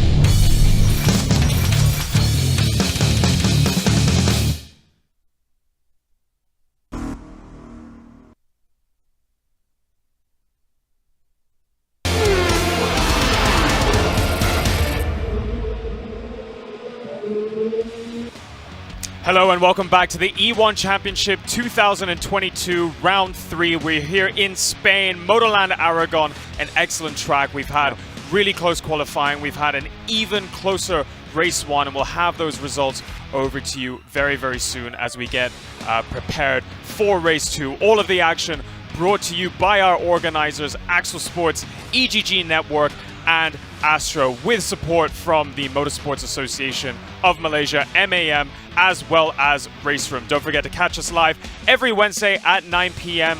on Astro Arena and Suka, or on social media, where you can share all of our links on Facebook and YouTube, by searching the E1 Championship. For those of us that are watching from Singapore on Mio Sports 2, Vietnam, VTV Cab, Thailand on True Gaming Up, and Indonesia on TVRI Sport. Welcome. We have the Race 1 highlights coming to you with Des and Ammo. Kalen Chin on pole in the red car on the left, but he was immediately under pressure from both Mohammed Ibrahim and also Mohammed Tasbi. Tasbi for Team Flash, P2 at the moment, got himself into the lead. Kalen Chin bounced his way out, but Mohammed Tasbi from that early start, Amo Haziq, was in fabulous form. Absolutely. You know, you kind of felt that he was very hungry to get up to the front and just hold on to that. And we heard in the interview afterwards that he just wanted to get that DRS gap, which he did. But I think he tailed off slightly towards the end because he just wanted to conserve the car, Des. And for P2, Keithley and Mohammed Ibrahim had a cracking little battle, whereas behind them there was a four-way slugfest for P4. Kalen Chin recovering. That's Benz Bianchi, who for once wasn't able to get his own way. Kalen Chin barging his way to the front, but this was a fabulous three-way into that, and of course contact was inevitable. Yeah, that's the sort of thing that I think you might really like, Des. Love it. And, well, Inigo was the biggest loser out of that one. Then towards the end, we saw that Keithley was actually gaining the back of Tasbi, but he didn't get DRS that time around to pose any threat towards the Singaporean and prevent him from getting his first ever win in E1 Championship. It was very serene for Mohammed Tasbi to take the victory. More than a second clear of Jack Keithley with Mohammed Ibrahim in 3. Kalen Chin did indeed barnstorm his way into P4. Russell Reyes, another good performance from the JMX Phantom racer for P5. Stefanko, the defending champion, they're useful points ahead of Banky in P6. Inigo Anton on debut for Flash in P8. Jim Vilton and Nakib Aslan, a frustrating P10 for Nakib. Yeah, not a good return for him after what was an amazing race 1 in Aston last time round, which in the overall results for this round, no Drivers' Championship just yet. Tasbi then in front of Keithley by 6 points by virtue of the win, with Ibrahim getting the fastest lap, tying with Keithley. Then Kalen, after a wild race 1, somehow manages to be in 4th, in front of Reyes in 5th. So Mohammed Tasbi in P1, he didn't quite secure the fastest lap, but P1 is what matters, Alex. And I think he deserves a bit more of a focus. Talk us through the progression he's had in his e-racing career. Well, because, you know, he's he's the younger brother of Elif, of course, our Season 1 champion, but I've really enjoyed watching Tasbi for the last year. He's a young man. Had an internship at just finished college, had an internship last year, but you could see he was able to put more practice into his sim racing, and you can see his level getting better. Speed suddenly starting to come last year, racecraft not quite there, but as we saw in race 1, and also actually earlier this year we saw a couple ACC races I've seen him in, where the racecraft was getting better and better. And now it's culminated in his first win for E1, so extremely pleased for the young man. Well, there's no better way to practice your racecraft than carving your way through the field. Of course, race 2 is a reverse grid. It's a longer race, so Tasbi will be starting in P10, if I'm not mistaken. So we'll see how he makes his way through. But the important thing for him to be considering now, as they're getting ready on the grid, is what tire strategy they're going to do, because they have to pit. Tire wear is ×4, so tire wear is going to be very high. Fuels ×3. They can't do 2 pit stops. That just loses them too much time. I can't see anyone committing to that. So I think everyone's just going to do the hard tires, be really conservative, and just try and do 1 pit stop. So he knows he can win, but he also knows that Williams eSport driver Keithley was pulling 0.3 a lap towards the end of that last race. I mean, when you're a racing driver in that position, what do you do with this limited time? Like, how do you find that pace? Well, I think Tasbi has got the pace. He's saying he's being quite strategic with the battery power, but you must not forget Keithley's, I think, 4th in the championship, so he is running a little bit of success ballast. So Tasbi knows that he has to find a little bit more pace still. He didn't quite get pole position. So But, you know, it's about surviving that first lap again. The reverse grid, you know, it's great for us. We love to watch it. It's super exciting. But it sometimes results in drivers losing their noses and wings and having a bad race. But it's the same for everyone. So drivers have to try and find their way through that. And there are a lot of drivers out there that have to be careful. They should take a leaf out of Stefanko's book. Martin's quite clever sometimes. He really, you know, he didn't have a good first lap just now, but you could see a couple of cars dive bombing into the chicane. Gave him space, just thought, right, I'm going to get out of the way. Meant he was way down the order, but at least he survived. And I think that's what the way some of these drivers have to be. If you think about the championship, you just have to try and survive the first couple of laps and then try and use that pace. And now I say it, maybe it makes sense for someone to try and do a punt and try and do a 2 pit stop race. Because you can use the soft tyres, you can get out of DRS, you can be in clean air. The problem about being conservative with hard tyres is you're going to be in the pack and it's going to be like this all the time. You can easily lose your wing because it's very close. So maybe a counter strategy might work. Let's see if anyone tries it though. Well, we will wait and see. We're minutes away from race 2 starting. We are just waiting on one more driver to join the grid. Okay, and I have confirmation we will be getting ready for race 2, so I'm going to hand it over to Des and Ammo as our drivers get ready for the reverse grid. Yeah, we're just in practice at the moment. Ammo has it. Did you hear Alex Young correctly there? He did not go for conservatism. First time.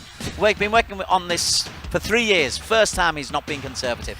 Yeah, we will definitely be interested to see if there's actually a 2 pit stop strategy into this race. But actually, I'm going to go for the conservative option. Definitely, come on. It's definitely going to be a 1 stop, despite the 4x4 tire wear. Unless we're proven wrong, of course, because these cars are completely different from the FRX 17. But regardless, it is an interesting race in prospect. Where is your joie de vivre? That's what I say. Let's get more of that contact, although the racers would hate that. But the aggression shown from Mohamed Tasby and from Kalen Chin to a lesser degree as well, to fight back from going down to P8, actually down to P11, up to P4 at the finish, that's the kind of aggression that I'm after, no matter what you racers feel. Yeah, I think if I were Kalen, I would probably do the same thing. Okay, we are just about ready for race number 2. It is a reverse grid race. Places 1 through 10 have to reverse, but they have half an hour to claw themselves back into the correct position. We've got about 20 seconds before we get our first look on how it's going to look. For those who didn't have a good race 1, this is always an opportunity for race number 2 to actually just prove that you can pick up some useful points. Equal number of points for both of these races. Indeed, so there's a bit of jeopardy there. Okay, it is Naki Baslan who is on pole position. Top of your screen, red lights, race number 2. Round 3 of the season, we are underway. Nakib and Jin Masvilton, steady start, but Naki Baslan, oh, that's a dream start from the Sem 9 racer. Oh, he's got away like a beauty. Indeed, and I thought it was a bit of a slow getaway initially. I thought Masvilton had him, but Nakib had a good second phase of the start and got a whole shot into turn 1 to lead the way here currently, Des. Behind him, Inigo Anton from Team Flash. He's forced his way past Ben Spanky into P2. Is that one of the Williams? It's Stefanko. It's Martin Stefanko. My word. Big twist in the overall championship. Staying out of danger, he is unable to do that, and Stefanko is 20th out of 20 on the grid. Oh, this championship has been turned on its head right now, Des, with that particular development. Now, the other drivers might be thinking, that might be not my opportunity to get out to the back of the runaway championship leader initially. Certainly is, and it takes out an awful lot of the safety margin that Stefanko had. Remember, one of the first 6 rounds of the season must be dropped. It's normally your worst round. Stefanko only had a P7 in race number 1. Here he's down, well, he's up to P18 already. He's got ahead of both Mohamed Zikri and Young Tent, Jake Tent from the Brunei-based teams, but Naki Baslan is the man who has the lead, but he's got Ben Spanky as very, very close company, and although he got off to a dream start, he's not been able to pull away too far ahead. Yeah, and in fact, that was Inigo being spun around, so Inigo has actually dropped to the back of the grid, I believe, because that was a bit of a kerfuffle there due to the fact that it's such a tight chicane, and with such high torque, it's not easy to get a low wheel spin out of there. So I think he might have been either spun around or he spun out himself. Another problem for Inigo Anton. He's down in P15. This is Ben Spanky though, the 23-year-old Mumbai Falcon. He rides out of the Czech Republic. He's right on the tail there of Naqib Aslam. So this could become a lot more tactical. Very tactical indeed, but it looks as though Naqib might want to actually take his elbows out here. Banky on the inside, they're going side by side through the corkscrew, and Naqib somehow manages to hang around the outside to hold on to the lead just for the time being. I need to tell you that Russell Reyes is hanging in there as well. He's in P3, the JMX Phantom racer. He's got DRS as well. As Banky goes around the outside, more contact between him and Naqib. And all of them go off track as well, because on my timing screen is actually lighting up red right now. Everyone's going off, trying to find space to get around drivers or just trying to get a good exit, as Kalen's right up to the back of Reyes here, but he doesn't have DRS. Kalen Chin in P4 at the moment, so Kalen Chin fastest in qualification. An interesting race, number one, where he actually came fourth. He's got himself back up to P4 here, but it's Ben Spanky who has the lead, as that Naqib went very, very wide. Yeah, that was Russell actually locking up. He went wide, but I think he also followed Naqib out of sympathy. So both of them actually locked up and now lost positions to Kalen. That means Ben Spanky has the race lead. Russell Reyes in P2. Kalen Chin has now got himself into P2. There's all kinds of nonsense going on between Naqib and Russell Reyes. And that was Reyes going off big time that time round. I'm not sure whether or not he actually managed to recover. Yep, he manages to somehow stay in fourth position. That was a wild moment. I thought, I could have sworn I saw he locked up again. So that's how he went off big time. Luckily, he didn't take anyone out. So this is the battle at the moment between Kalen Chin, who's in P2. He's in the red car ahead of Naqib Aslam. We're on board with Naqib. Ahead of them, you got Ben Spanky. Behind them, you have got a train of 6 or 7, including Mohammed Tasby, race 1 winner, and Josh Perwin.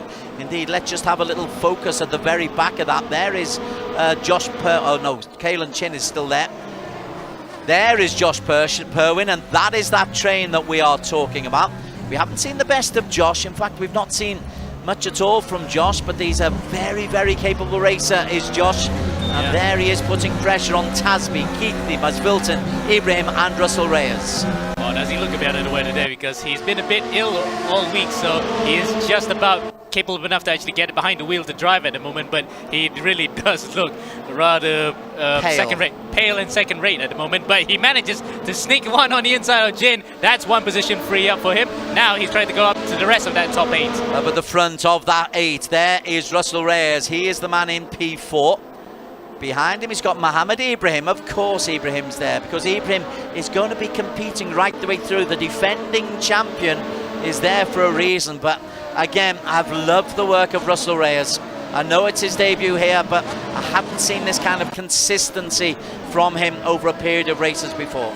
Yeah, indeed. In fact, that the very first time out he drove, it was P5, then it was P3 in race 2, P8 in the last time out in Assen. A bit of a lull because of that first race, he wasn't really in there, but this time he really is coming out with guns blazing. He really wants to get his teeth stuck into this championship. He's the man in P4. There was a battle between Mohammed Ibrahim and Jack Keithley in race number 1. There's another battle between them here in race number 2 in the reverse grid race. What are we?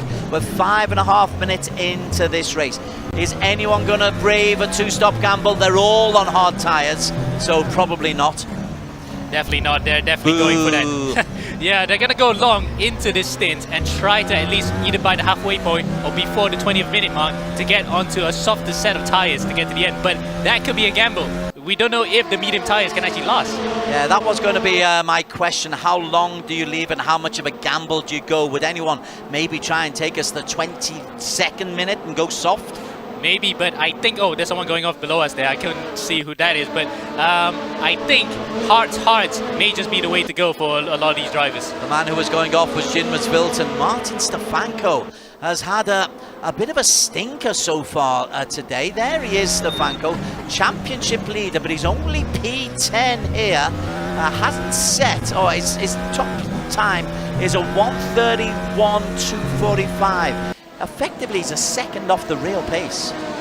Yeah, probably due to the fact that his tires are a bit scuffed after being spun around at this very corner here, turn number 5. So really there is just a job of trying to recover it. He might have actually flat spotted them for good measure as the driver in front makes a mistake. That is Presley Martono. Martono going side by side with him, but that's a foregone conclusion. He takes away P9 in a long recovery job, I would say. Yeah, Stefanko's got Martono. Mihai Neg from the Romania, from the French team, the TX3 team. Back up to the front. Let's see what's going on in that battle between Mohamed Ibrahim and Mohamed Tasbi. Well, Tasbi, who won race number 1, he is putting real pressure on the tail end there of Mohamed Ibrahim. I'm loving the form of Tasbi. Indeed, he's really back on form here after that disastrous second round. Now he's trying to go after the back of a guy who used to drive for Team Flash, which is Mohamed Ibrahim. And how sweet will it be for Tasbi to get by a former driver here and put one of him in on his way to potentially another good, potentially a good round. Although you've got the long straights here, it doesn't seem the easiest circuit to overtake, particularly with DRS. You've just got to time it absolutely perfectly. Absolutely, and the fact that you can use DRS anytime though, so it makes the DRS here quite OP, but it's just that it's this section of first 2 sectors is where it's a bit difficult to overtake. You really have to line one on the inside, for example, at turn 4 and 5, which Tasbi tries now. He goes on the outside, turns inside, he goes through here on the inside of Ibrahim. Can he make it stick? Shoves him out wide, but Ibrahim braves it and hangs on to P6. Of course, Ibrahim will fight back. He will fight with his elbows. He's champion for a good reason, and that's really good defensive racing from Mohamed Ibrahim. He was looking to try to get up with Jack Keithley earlier on, but now Tasbi is the man who's putting pressure. Up at the front, we must mention that Benz Bianchi has established a near 3-second advantage coming towards the 20-minute mark. So that he's clear of the DRS zone, that is crucial. He does have to worry about an immediate target, but it's the pit stops that's coming up that will be actually whether or not it will be his Achilles heel. He might have the gap, but if he has a poor in lap or he timed his tire change wrong, he might actually end up behind Kalen. So Kalen then has to keep this pressure up. He has to be within at least that 4 to 5 second window to stand any chance of overhauling Banky. Yeah, there is Kalen Chin. He's the man in P2. Banky is the car just disappearing up the hill ahead of him. The differential is 3.3 seconds, 3.5 seconds as they go there. So you saw Bianchi go through. Kalen is in there. Nakib, who got off to such a solid start, he's in P3. And he'll enjoy being in P3, but he's got major company from Russell Reyes and Jack Keithley. Oh, and Keithley is looking quite on form here. He has overtaken Ibrahim, the defending champion, so he's got the bit between his teeth. Goes around the outside, turn 4 and 5. That's quite brave. We saw it just now, how Ibrahim had to tough it out against Tasbi. Now Nakib has to do the exact same thing here, Des. I'm loving the fact that the Europeans aren't getting things all their own way. I think in round 1, if the Williams had tried that move on Nakib, he might have not exactly let him go by, but wouldn't have been as stern in his resistance. But look at that, that's terrific defensive, because the pressure that Keithley is putting on the tail end of Nakib is phenomenal. Absolutely, Des, and he is holding on to it quite well. But look, Keithley finally uses his DRS, and this might just be an overtaking maneuver, or is it? Nope, he's gotten through just for now, but Nakib will fight it out here. There's a little bit of contact on the real wheel there. Good little battle as they start to come down the hill. So Nakib just has to stay close, because right behind them you've got our friend Mr. Russell Reyes, and getting even closer, Mohamed Tasbi and Stefanko up to P7 as he's got past Mohamed Ibrahim. So there's a good recovery there from Martin, especially after what happened on lap 1. Now he's not that far away from his teammates, so the net loss is not as big as we expected. So really then, he is still in the driving seat here to at least get onto the podium, because Kalen and Banky have both really checked out at this point in time. Russell Reyes has got himself up into P4. That's a good position. Nakib drops down to P5, but Tasbi has joined this little train. He's got Stefanko for company. So you're quite right about the recovery for Stefanko. I think I wrote him off a little bit too early. Yeah, I think you kind of counted the chickens too early there. But regardless, it's actually setting us up here for a very good second half of the race, especially the fact that pit stops are still not initiated just yet. Let's have a look at Stefanko. Goes on the inside there of Mohamed Tasbi. Tries to take the place, and indeed has got the better of Mohamed Tasbi. He's got himself up into the top 6 as Stefanko. He's looking ahead. That's Nakib that he's looking forward to, and looking back, he's got himself a little bit of distance between Tasbi and Ibrahim. Yeah, that's what he wanted, because Stefanko then has the DRS. Well, Tasbi incidentally also has the DRS, but he just gave him away easily. Maybe he's thinking about the long run here. The second half of the race is still on, so there may be a chance for him, if he has a good pit stop strategy, might still be ahead of Stefanko after this. Just to answer a question in the Facebook page, as the reverse grid is the top 10 are the ones that get reversed. So if you come 10th as Nakib did in race number 1, that gives you a pole position for race number 2. It means everybody else has got to make their way past them. And we are on board with Nakib Aslan, who was on pole, but he's down in P6 now. Oh, Reyes went wide there. Reyes went completely wide and was getting back on the throttle as soon as he could, but that caused the torque in the rear wheels to spin a lot, and he couldn't get drive out of there, and that allows Stefanko an easy pass coming out of the turn 1 and an extra set of DRS. Martin Stefanko, P4 now. This is a really good recovery drive from the championship leader, Williams Esports. He's having a terrific time out there, the Czech. Whoa, look at this ding dong battle. This is a bit tough to call, isn't it? These are identical cars in terms of color, but we can at least separate them by the fact that they still have different sponsorships and teams on the side. That's Nakib in front with Reyes and Tasbi right behind. So a bit confusing, but at least the names makes it easier to call. And Mohamed Ibrahim is there as well, just to really confuse matters. We're on board with Tasbi at the moment. Let's see what pressure Nakib is in. That's a 4-man train. He needs to be careful. Let's very briefly go up to the front and see if Bianchi is showing any sign of any stress. Not really. In fact, he's still maintained the gap somewhat between that 3.5 to 4 second advantage to Kalen. But take nothing away from Kalen, he's still within a shot of getting this win if he gets his pit stop strategy right. The lap times between them is pretty close. Last time I was about half a second in it between them. So really then Kalen is not being dropped just about yet. Okay, just before the pit stops, we'll just see if Bianchi goes in here, but I wouldn't mind just going down the grid. No, he doesn't go in, so let's go and see how Axel Nockom is doing.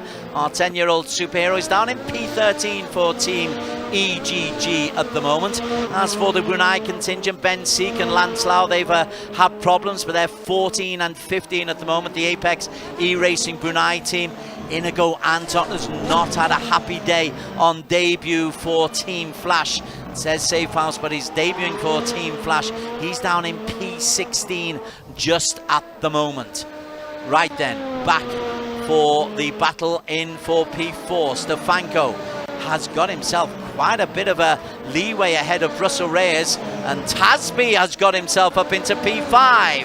Well, now with Reyes not giving up a fight there, he's going to tough it out. Round the outside goes Tasbi, gets him, but Reyes is still on the inside here. He can still dive one in, but nope, concedes it that time round. Maybe he's thinking about the pit stops. They are coming up. Josh Berwin receives a drive-through penalty. He was one of the early guys to go in for the pits. Mohamed Ibrahim, he went in for a pit stop as well.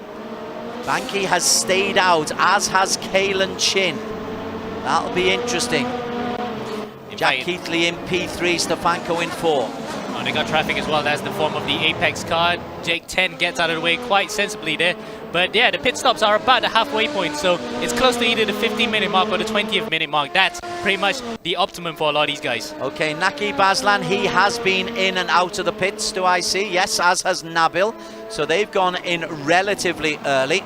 It's an advantage to stay out on the hard tyres as long as you can, and maybe gamble on the medium, or maybe even stupidly on soft.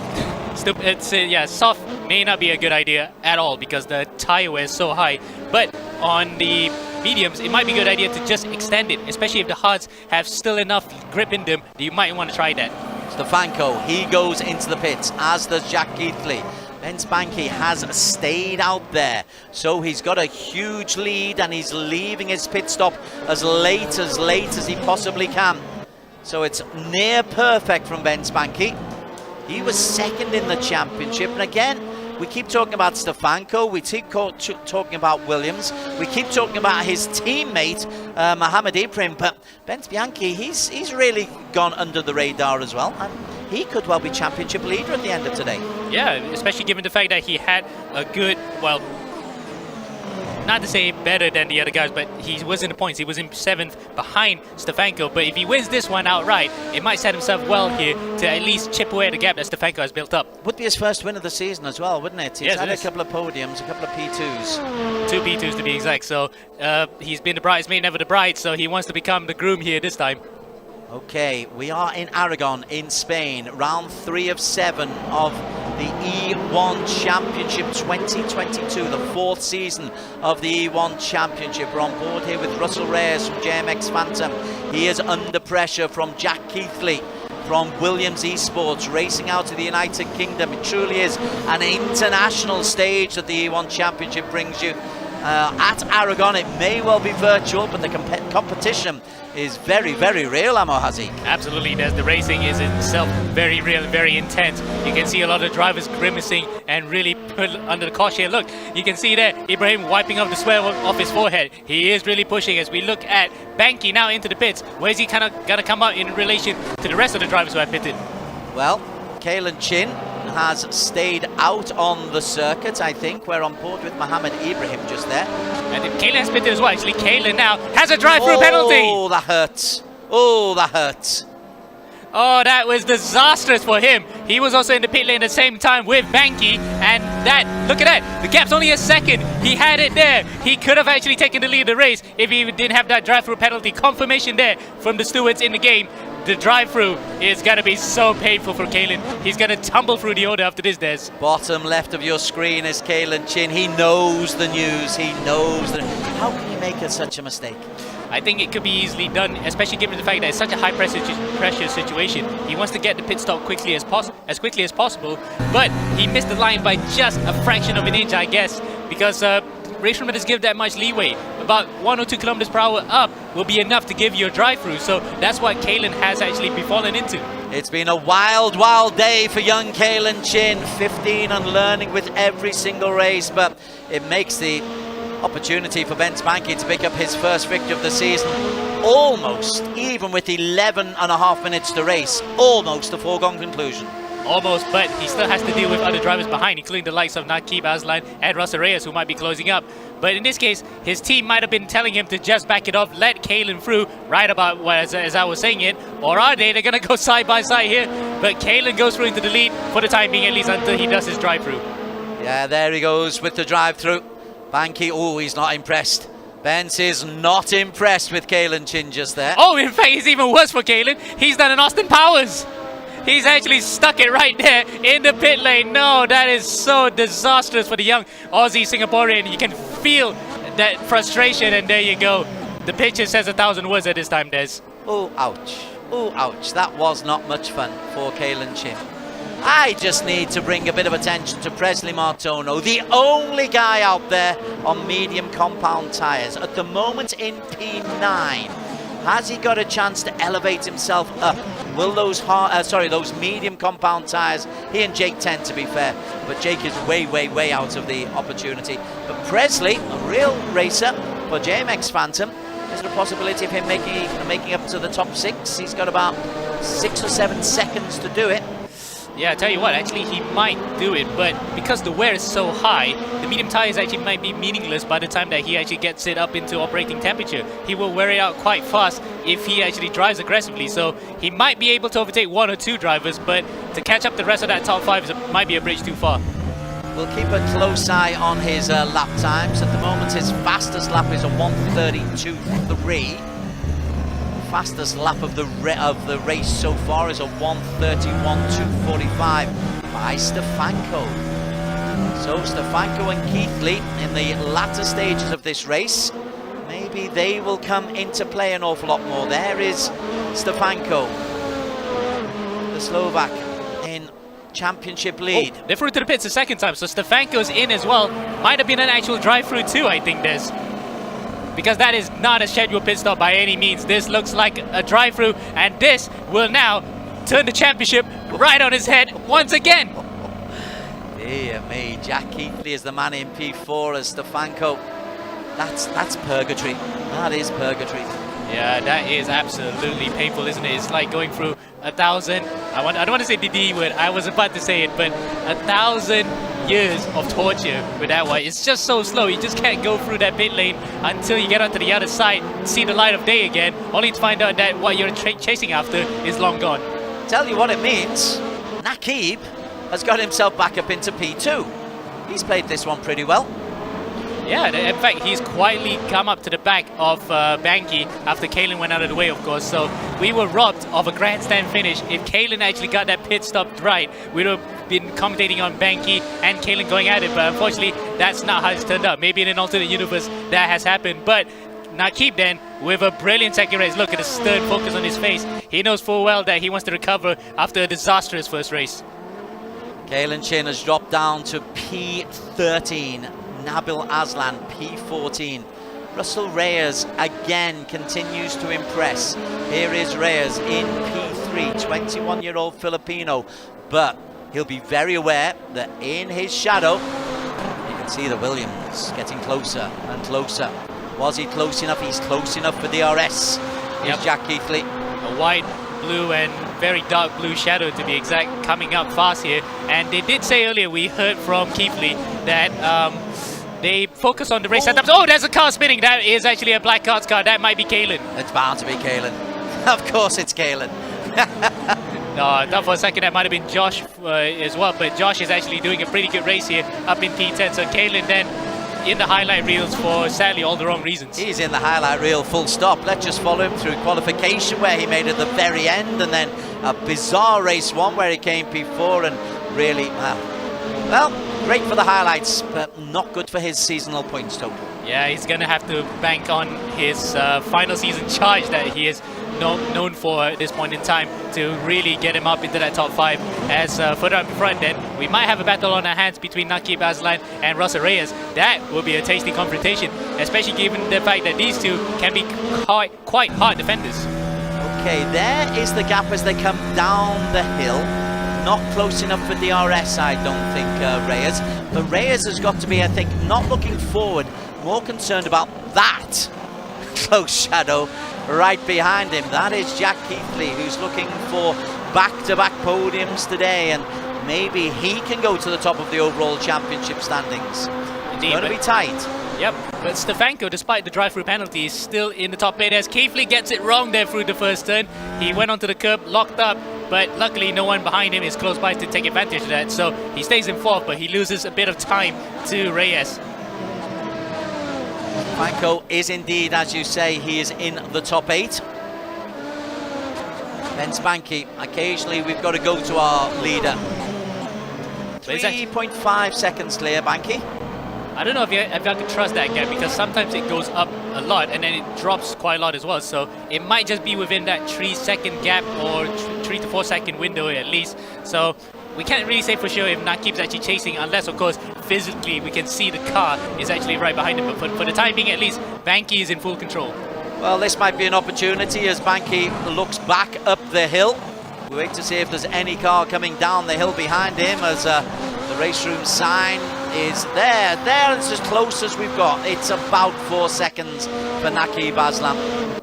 And indeed, in terms of the story of the lap times, last time it was about a 10th minute between them, with Banky having just the upper hand that time. So they're quite evenly matched in lap times, but they probably have to look out for other drivers behind, especially the likes of Reyes, who's looking pretty ominous right now. This might be not just a 2-way, but also a 3-way battle with Keithley involved in it. For P2, that is, because Ben Spanky is where. Let's have a look at the battle for P6. Mihai Neg has got himself potentially some decent points here. P6 for Mihai Neg. Virtual drivers by TX3. We've not really been able to give Neg much time in front of the camera. He's got DRS, but Jinmas Vilton is right behind him. Yep, and the fact that this would be equally his best finish as... Oh, what happened there? Just went wide. Oh, I think because he actually cut the corner there, so he had to give the time back, so he didn't want to get a drive-through penalty or anything. So that was the reason why he had to give the position back to Maz Vilton, because he just went off track and had a time penalty to get rid of. Further down, Stefanko under pressure from Ibrahim. This is for the lower reaches. This is for P8. Mohamed Ibrahim is the man who is closing in on Martin Stefanko. Well, this will be a real ding-dong battle here as well, because we can safely say from the get-go, these two are the guys who are fighting for the championship, as Ibrahim there tries to get onto the back of Stefanko. Stefanko goes completely wide as, who's that? Going very slowly. James Wilton. Oh, it's Mats Wilton has actually spun it, so okay, that actually makes it even better for Stefanko to claw back some points. Certainly does. Ibrahim into the top 8. Stefanko is P7. We've got 3.5 minutes to go. It's been a consummately fine drive by Ben Spanky as he goes through. 3:12 on the clock. There could well be 3 laps. He may just have timed this wrong. Well, I think in terms of fuel, it might be no problem anyway, because they can put it up to the top. Because I've been told by several drivers that you do not want to refuel in this race, even though in real F1 you don't refuel. In the game you can refuel, but they do it separately. You put the tires and the fuel, you lose too much time. So they're on a full tank of fuel anyway, so he doesn't have to worry about that. He has to worry whether or not he could actually make it home on these set of tires. There's P1. Naki Baslam is the man coming round in P2. 3-4 seconds adrift of him. Russell Reyes can't get close to Naki. They're all lapping around about the 131 3s, 131 4s, 131 5s. So it's all much of a muchness. But Jack Keithley, I tell you what, Keithley is getting just closer and closer to Russell Reyes. And the fact there's definitely 1, maybe 2 laps, he might have enough time, Keithley. And he is actually certainly faster than Reyes at this point in time, because last time out it was about 400s in it, so it's a slight gap, but it's the advantage that he really wants, because he knows full well that he still has the tire life in him to actually attack. And remember, he did get it completely wrong at one point at turn 1 where he ran wide chasing after Reyes. He doesn't want to do it a second time here with the podium so close in his reach. A little bit of wheel wobble for Russell Reyes in P3. Jack Keithley is the man who's chasing him up the hill. Behind him, Mohammed Tasby. Again, Tasby's quietly just going about his business. He's going to pick up double-digit points for P5. This is a great week for Mohammed Tasby and Team Flash. Yeah, absolutely, especially given the fact that they haven't had it all their way in the first few rounds. They've pretty much, I think we can safely say they're pretty much the 5th best team after the first 2 rounds. But this one, they came out and came back with guns blazing. Yes, Tasby has won the first race as Kalen gets out of the way there. Inigo probably will be seeing better days, but make no mistake, with this driver lineup, this might be a possibility that at least Team Flash will mount a challenge in the second half of the season. Yeah, Inigo Anton's had a difficult time. In fact, it's been tough for most of the Filipinos, apart from Russell Reyes. Inigo down in P11. I believe Axel Nokam, his game crashed, so he is out of the race completely. Russell Reyes for the Philippines. He's best of them, but Keithley really has got close. So close, in fact, I think he's within DRS range this time by, as we are now watching the race leader Ben Spanky go through Nabil Aslan. So Nabil has had a shock overrun as well, so he would like to put his into the bin. Maybe there's enough time for 1 more lap, or he could just slow it a bit to He end this has race. got enough time to slow it down, hasn't he? He's got 4 seconds, but that could be risky. 15 seconds, this is going to be relatively tight, you know. He'll come round. No, there's going to be 1 more lap. He doesn't want to do recently what happened in the GT World Challenge Asia race, where the Ferrari that was leading the race thought that he had enough time to close the gap to the start-finish line, just start slowing a bit, but in the end the cars behind overtook him, so he doesn't want to do that. Banky is not risking it, he's just going for it in his final lap. So this is bad news for Russell Reyes, because suddenly Jack Keithley has an extra lap. This is the battle for P3. Keithley in 4 in the Williams, closing in on the tail of Russell Reyes. So the Filipino, who's bottom left of your screen, he's got to just defend, because there is a DRS advantage for Jack Keithley. Yep, and he has 3 of those to use, so if he hasn't used up any one of them in this first sector, he can use it in that final sector, the oh-so-crucial final sector. We'll see the wing pop up anytime soon now for him to get up to the back. Let's see then. Reyes over the brow through Marc Marquez corner. He's not used it. He's not used the DRS there, so he might be aiming that one up in the final straight. Well, just to make sure he's got it going down the hill. Naki Baslan is just making sure that he's keeping ahead of these two. He doesn't want to give up his P2. Let's go on to Ben Spanky though. This is going to be our race winner for the Mumbai Falcons. This is going to be his debut victory for E1 Championship. We'll stick with Bench just for now, then we'll return to that battle for P3. Ray's under pressure for P3 from Jack Keithley, who is making the move, but the victory goes to Ben Spanky. His first victory. Naki Baslan P2. The battle for P3. Ray's just holds on for P3 ahead of Jack Keithley. Tasby in 5 and Neg in 6, but Ben Spanky Amo Hazik, what a wonderful drive. And he has banked himself a big victory that time. Finally, he has broken that duck and becomes the 12th different winner in E1's history. In fact, no, sorry, 12, yeah, the 12th different winner in E1's history. And we have so many different winners this season, we might just set a record here, Des. It is, it's really good stuff, but Naki Baslan has got himself another podium. So it's not been a wasted weekend for Naqib. It was a difficult weekend, but he picks up another podium. He's into 26 or 27 podiums overall now for the SEM 9 racing team. And Russell Reyes, he picks up a P3, and his improvement continues. Yep, 29 podiums to be exact for Naqib, as Reyes claims his first podium this season in the E1 Championship. So really then, a lot of firsts in this particular race, particular round, but it's also a first for Martin Stefanko. He is off the podium for both races for the first time this season. And may well have lost his lead in the championship, so it's not been a good week for Martin Stefanko. But again, a reminder, you are allowed a bad week, you've got to throw one away. There is how it is. The fastest lap to Inigo Anton on the medium compound tyres. He'll pick up 2 points for that. Banky first, Naqib second, Reyes, great job for JMX Phantom P3 to hold off Keithley. Tasby, great weekend for the Singaporean form Team Flash in P5. Neg, his best result of 6. Stefanko ahead of Mohammed Ibrahim, Jim Masvilton and Josh Perwin completing the top 10. The other point scorers, Inigo Anton and Nabil Aslan, Kalen Chin. What a ride that was from Kalen. Ben C, good job from Ben, and Lance Lau, meaning that the Brunei team are in the points. Great race. Great race indeed, Alex. There was so much action from start to finish. We had drivers going off, we had drivers spinning, we had drivers having contact with each other. Spinning in the pit lane even. I mean, drive-throughs. There is a function in RaceRoom where if you accelerate out of your pit box too quickly, you can incur a pit lane speeding, and then you have to do a drive-through. But yeah, super exciting. It just shows you the margins that these drivers have to work with. Not just on track and qualifying, as we saw, it was down to hundreds of seconds, but just down to the margins of how you accelerate and turn through a corner. Kalen Chin, I know we're gonna talk about Ben Spanky. We'll probably speak to him very soon in an interview, but I do want to talk about Kalen.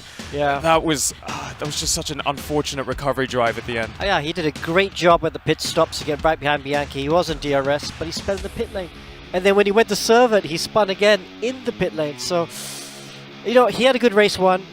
Blackouts will take a lot away from that because improved pace, which they can take for the rest of the season. They should be challenging for wins for the rest of the season. But yes, ultimately disappointing race 2 for him. Well, maybe we'll get to speak to Kalen later, but now let's speak to our race 2 winner, Bent Banky. Bent, really, really well done. Amazing drive. Talk us through your race, your debut victory in the E1 Championship. Yeah, thank you. You know, after the frustrating qualifying and race one I had, it comes as a relief that I finally managed to take victory for Mumbai Falcons. Well, I had a flawless race really. Good start. I knew what to expect on the first lap. Tires were very cold and I really positioned my car very well. I overtook for the lead, I think, and then it was pretty much straightforward, my job. I just had to drive my pace consistently without doing any mistakes. I managed to pull a gap. And then I saw other people getting drive-throughs during the pit stop, so I was a bit extra cautious because I myself also received a penalty in the first round. So I think the hard work paid off finally. Well, I think you were very calm, cool, collected at the end, but I think in the earlier parts you had your fair share of action. I think the camera zoomed in on you just at the right moment. You had your hands up in the air. What happened there? I think you mean race 2? Race 2? Yeah, race 2 when Kalen went into the pit lane just ahead of you. Yes. He received the drive-through and he still went for the move into the hairpin. I found that pretty strange, you know. It cost both of us time in the end, and it was. I thought, or I feared that I would get a puncture if we touched, and there was some small contact, but in the end, all good.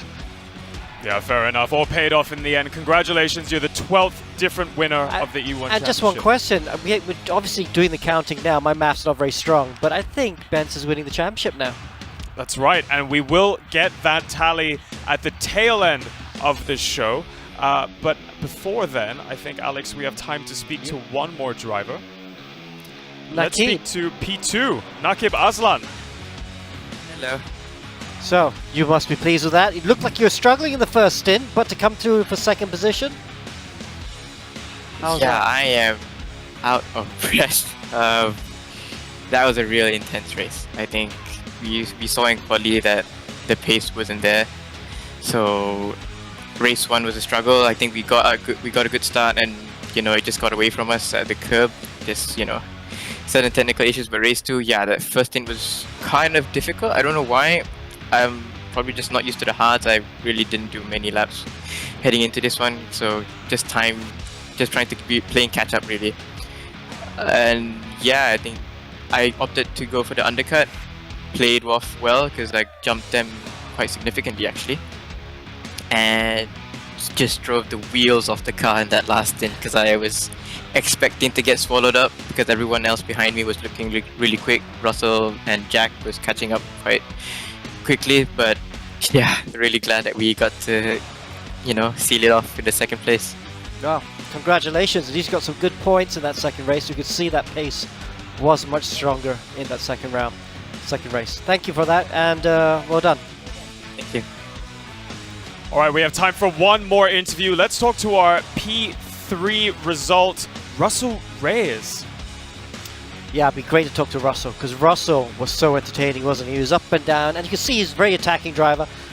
Some of his moves, dive bombing quite a few people, very aggressive, maybe too aggressive. Russell, what did you think about your race just now? It was hella fun. Yeah? I wasn't expecting to get this podium, so I'm very happy. I didn't practice much, but yeah. Yeah, well, it's just your second podium of the season. Yes. Just before the first pit stops, though, you were really struggling. Was tire wear an issue? Yeah, the car was, well, I think we had aero stall because the car was bottoming out when the tires were worn down, so I had a hard time turning. Maybe the car lowered too much and it was hitting the ground. Yeah. Because you do have that in RaceRoom when you wear out the tires, the ride height goes down. So the porpoising must have been very bad. Yes. Okay, well, congratulations. Second podium of the season. Well done. Thank you. Thank you. I think I'm going to have to start calling him the fast Filipino instead this season. Keep it up. Good stuff. We've just wrapped race 2. We've got plenty more insights and the official results coming your way right after this break.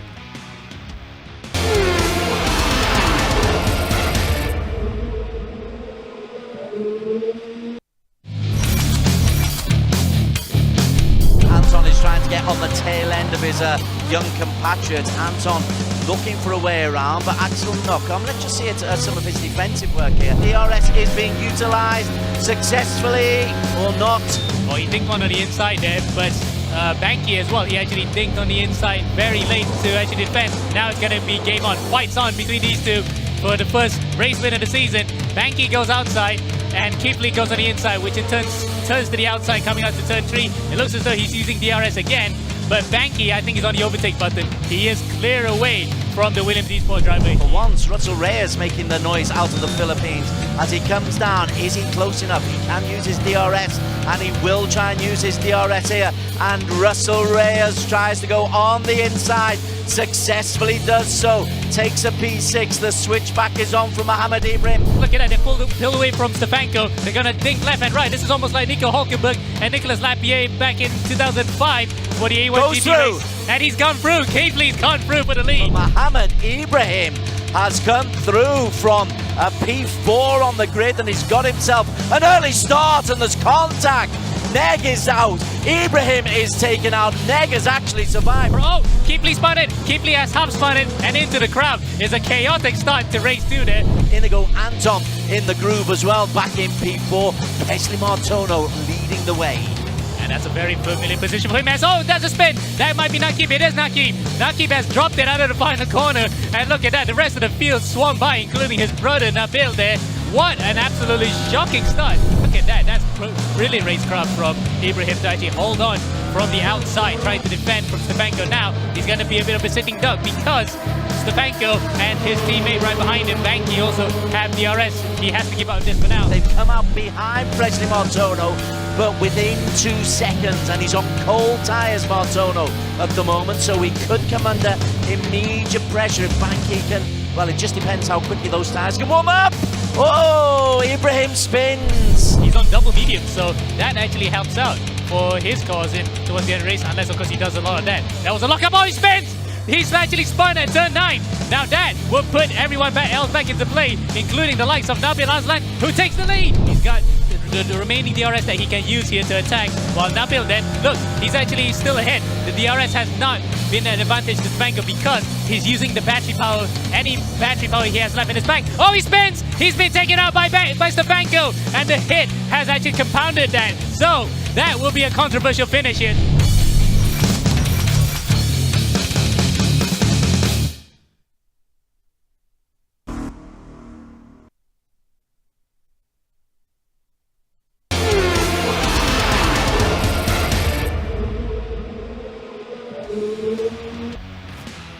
Hello and welcome back to the E1 Championship 2022. We've just wrapped up qualifying in 2 races of round 3. We are racing in Spain at Motorland Aragón. We've had some exciting racing thanks to our organizers at Axel Sports, EGG Network, and Astro, with support from MAM and RaceRoom. All the action live on Astro Arena and on Suka. Don't forget to catch all of the action as well on social platforms, including Facebook and YouTube. Just do a simple search. It's the E1 Championship. Or if you are in any of the following countries, Singapore, you can catch the action on Mio Sports 2, Vietnam on VTV Cap, Thailand on True Gaming Up, and in Indonesia on TVRI Sport. Now, we have all of the Race 2 highlights ready for you. Let's go and check them out. Supporters of Kalen Chin, look away right now, because it would be a highlight reel all of his own. Nakib Aslan getting off to a rock-solid start. Inigo Anta making a decent start, but also Ben Spanky there as well. But in the early stages, Nakib Aslan, he was looking really, very, very composed. And Amo Hazik, although he would only finish P2, that's a good recovery from Nakib. Indeed. And then the trouble starts. Stefanko crashes out. Oh, you know what's the worst part? That was actually Keepley taking him out. So that's actually friendly fire between the 2 Williams guys. That might not sit well in the debrief. Well, there is Jack Keithley, who himself would recover into P4. He had a good little battle with Russell Reyes and Nakib Aslan and belatedly Mohammed Ibrahim. But yeah, that's a great spot from you. But the pressure these Williams guys put on, the Europeans have raised the standard, haven't they? Absolutely. And the fact that for the likes of Williams, for example, they focus on the race. So the cars are equally menacing when they're coming out to you because they have the good race players. As we look at the battle between Banky and Kalen here, this is of course after Kalen got his drive-through and he was battling hard with Banky, which was not to the it was bemusement for Banky on this one. But then Kalen, as he was about to come in, he does that. He locked up too much and decided to reverse his way out like Austin Powers. Sorry, Kalen fella. Ben Spanky going on to take the victory really quite comfortably. 20 laps, he was 5 seconds clear of Nakib Aslan. Really good for him. So Banky picks up the 25 points. Nakib second. Russell Reyes, second podium of the season for him. Keithley, well, there will be harsh words, but a P4 for him. Mohammed Tasby, a win and a P5. What a great weekend. TX3's Mihai Neg, his best result of the season ahead of Stefanko, Mohammed Ibrahim, Jin Masvilton and Anton. 14 Flash finishing in P10. And with the overall results then, this is what it looks like. And Tasby, despite a rather tepid second race, he is actually the top scorer in this round with 39 points in front of Jack Keepley, who might be having a bit of words with Stefanko after this. Third with Banky, 34 again. So 2 races, 3. This is the best part about this. He scored 32 points in the first race, 33 in the second, and 34 in the third. So it's just consequential the way that he actually goes up through his business. 4th is Ibrahim, a really solid round for him in his championship hunt, and 5th is Russell Reyes.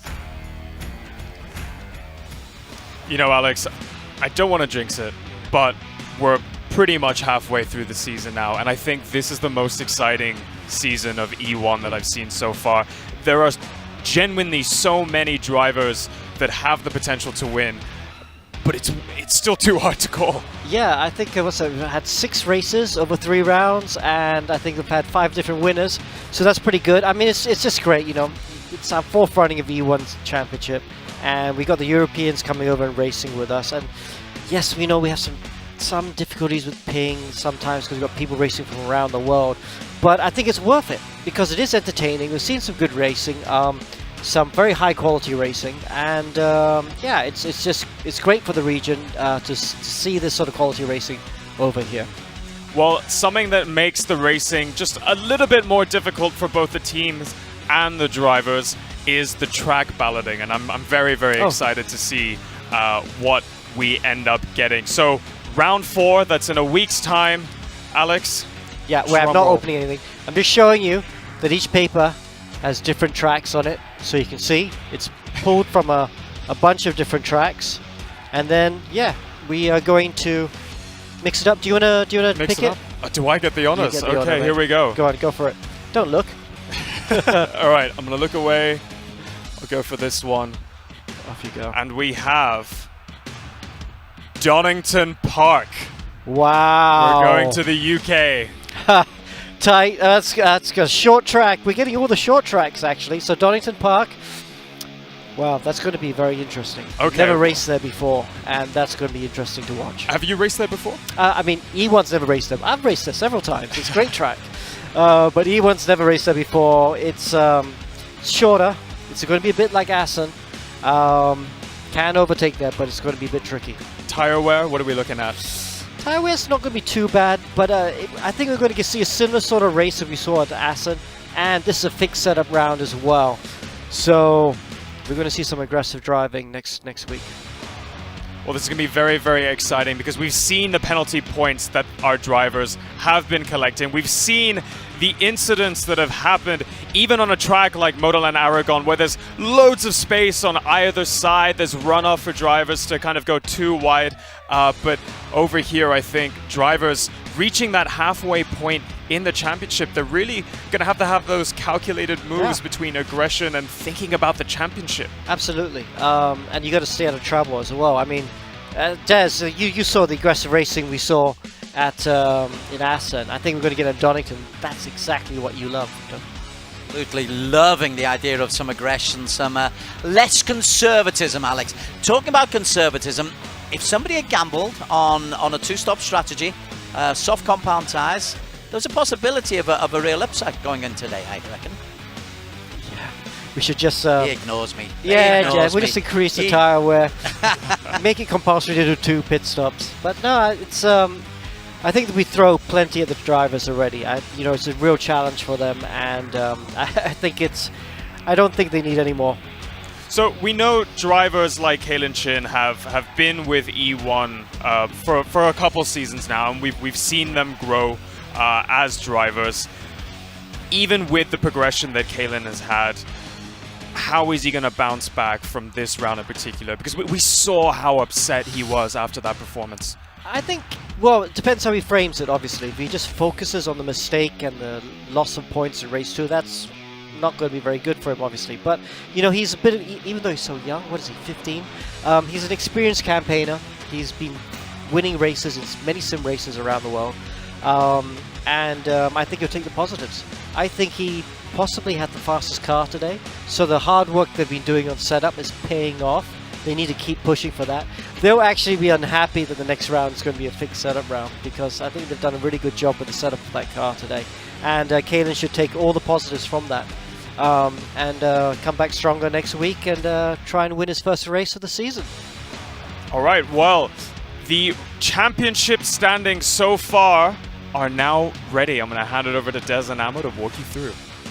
Really tight. It's joint up at the top. 99 points apiece for Ben Spanky from Mumbai Falcons and Martin Stefanko from Williams Esports.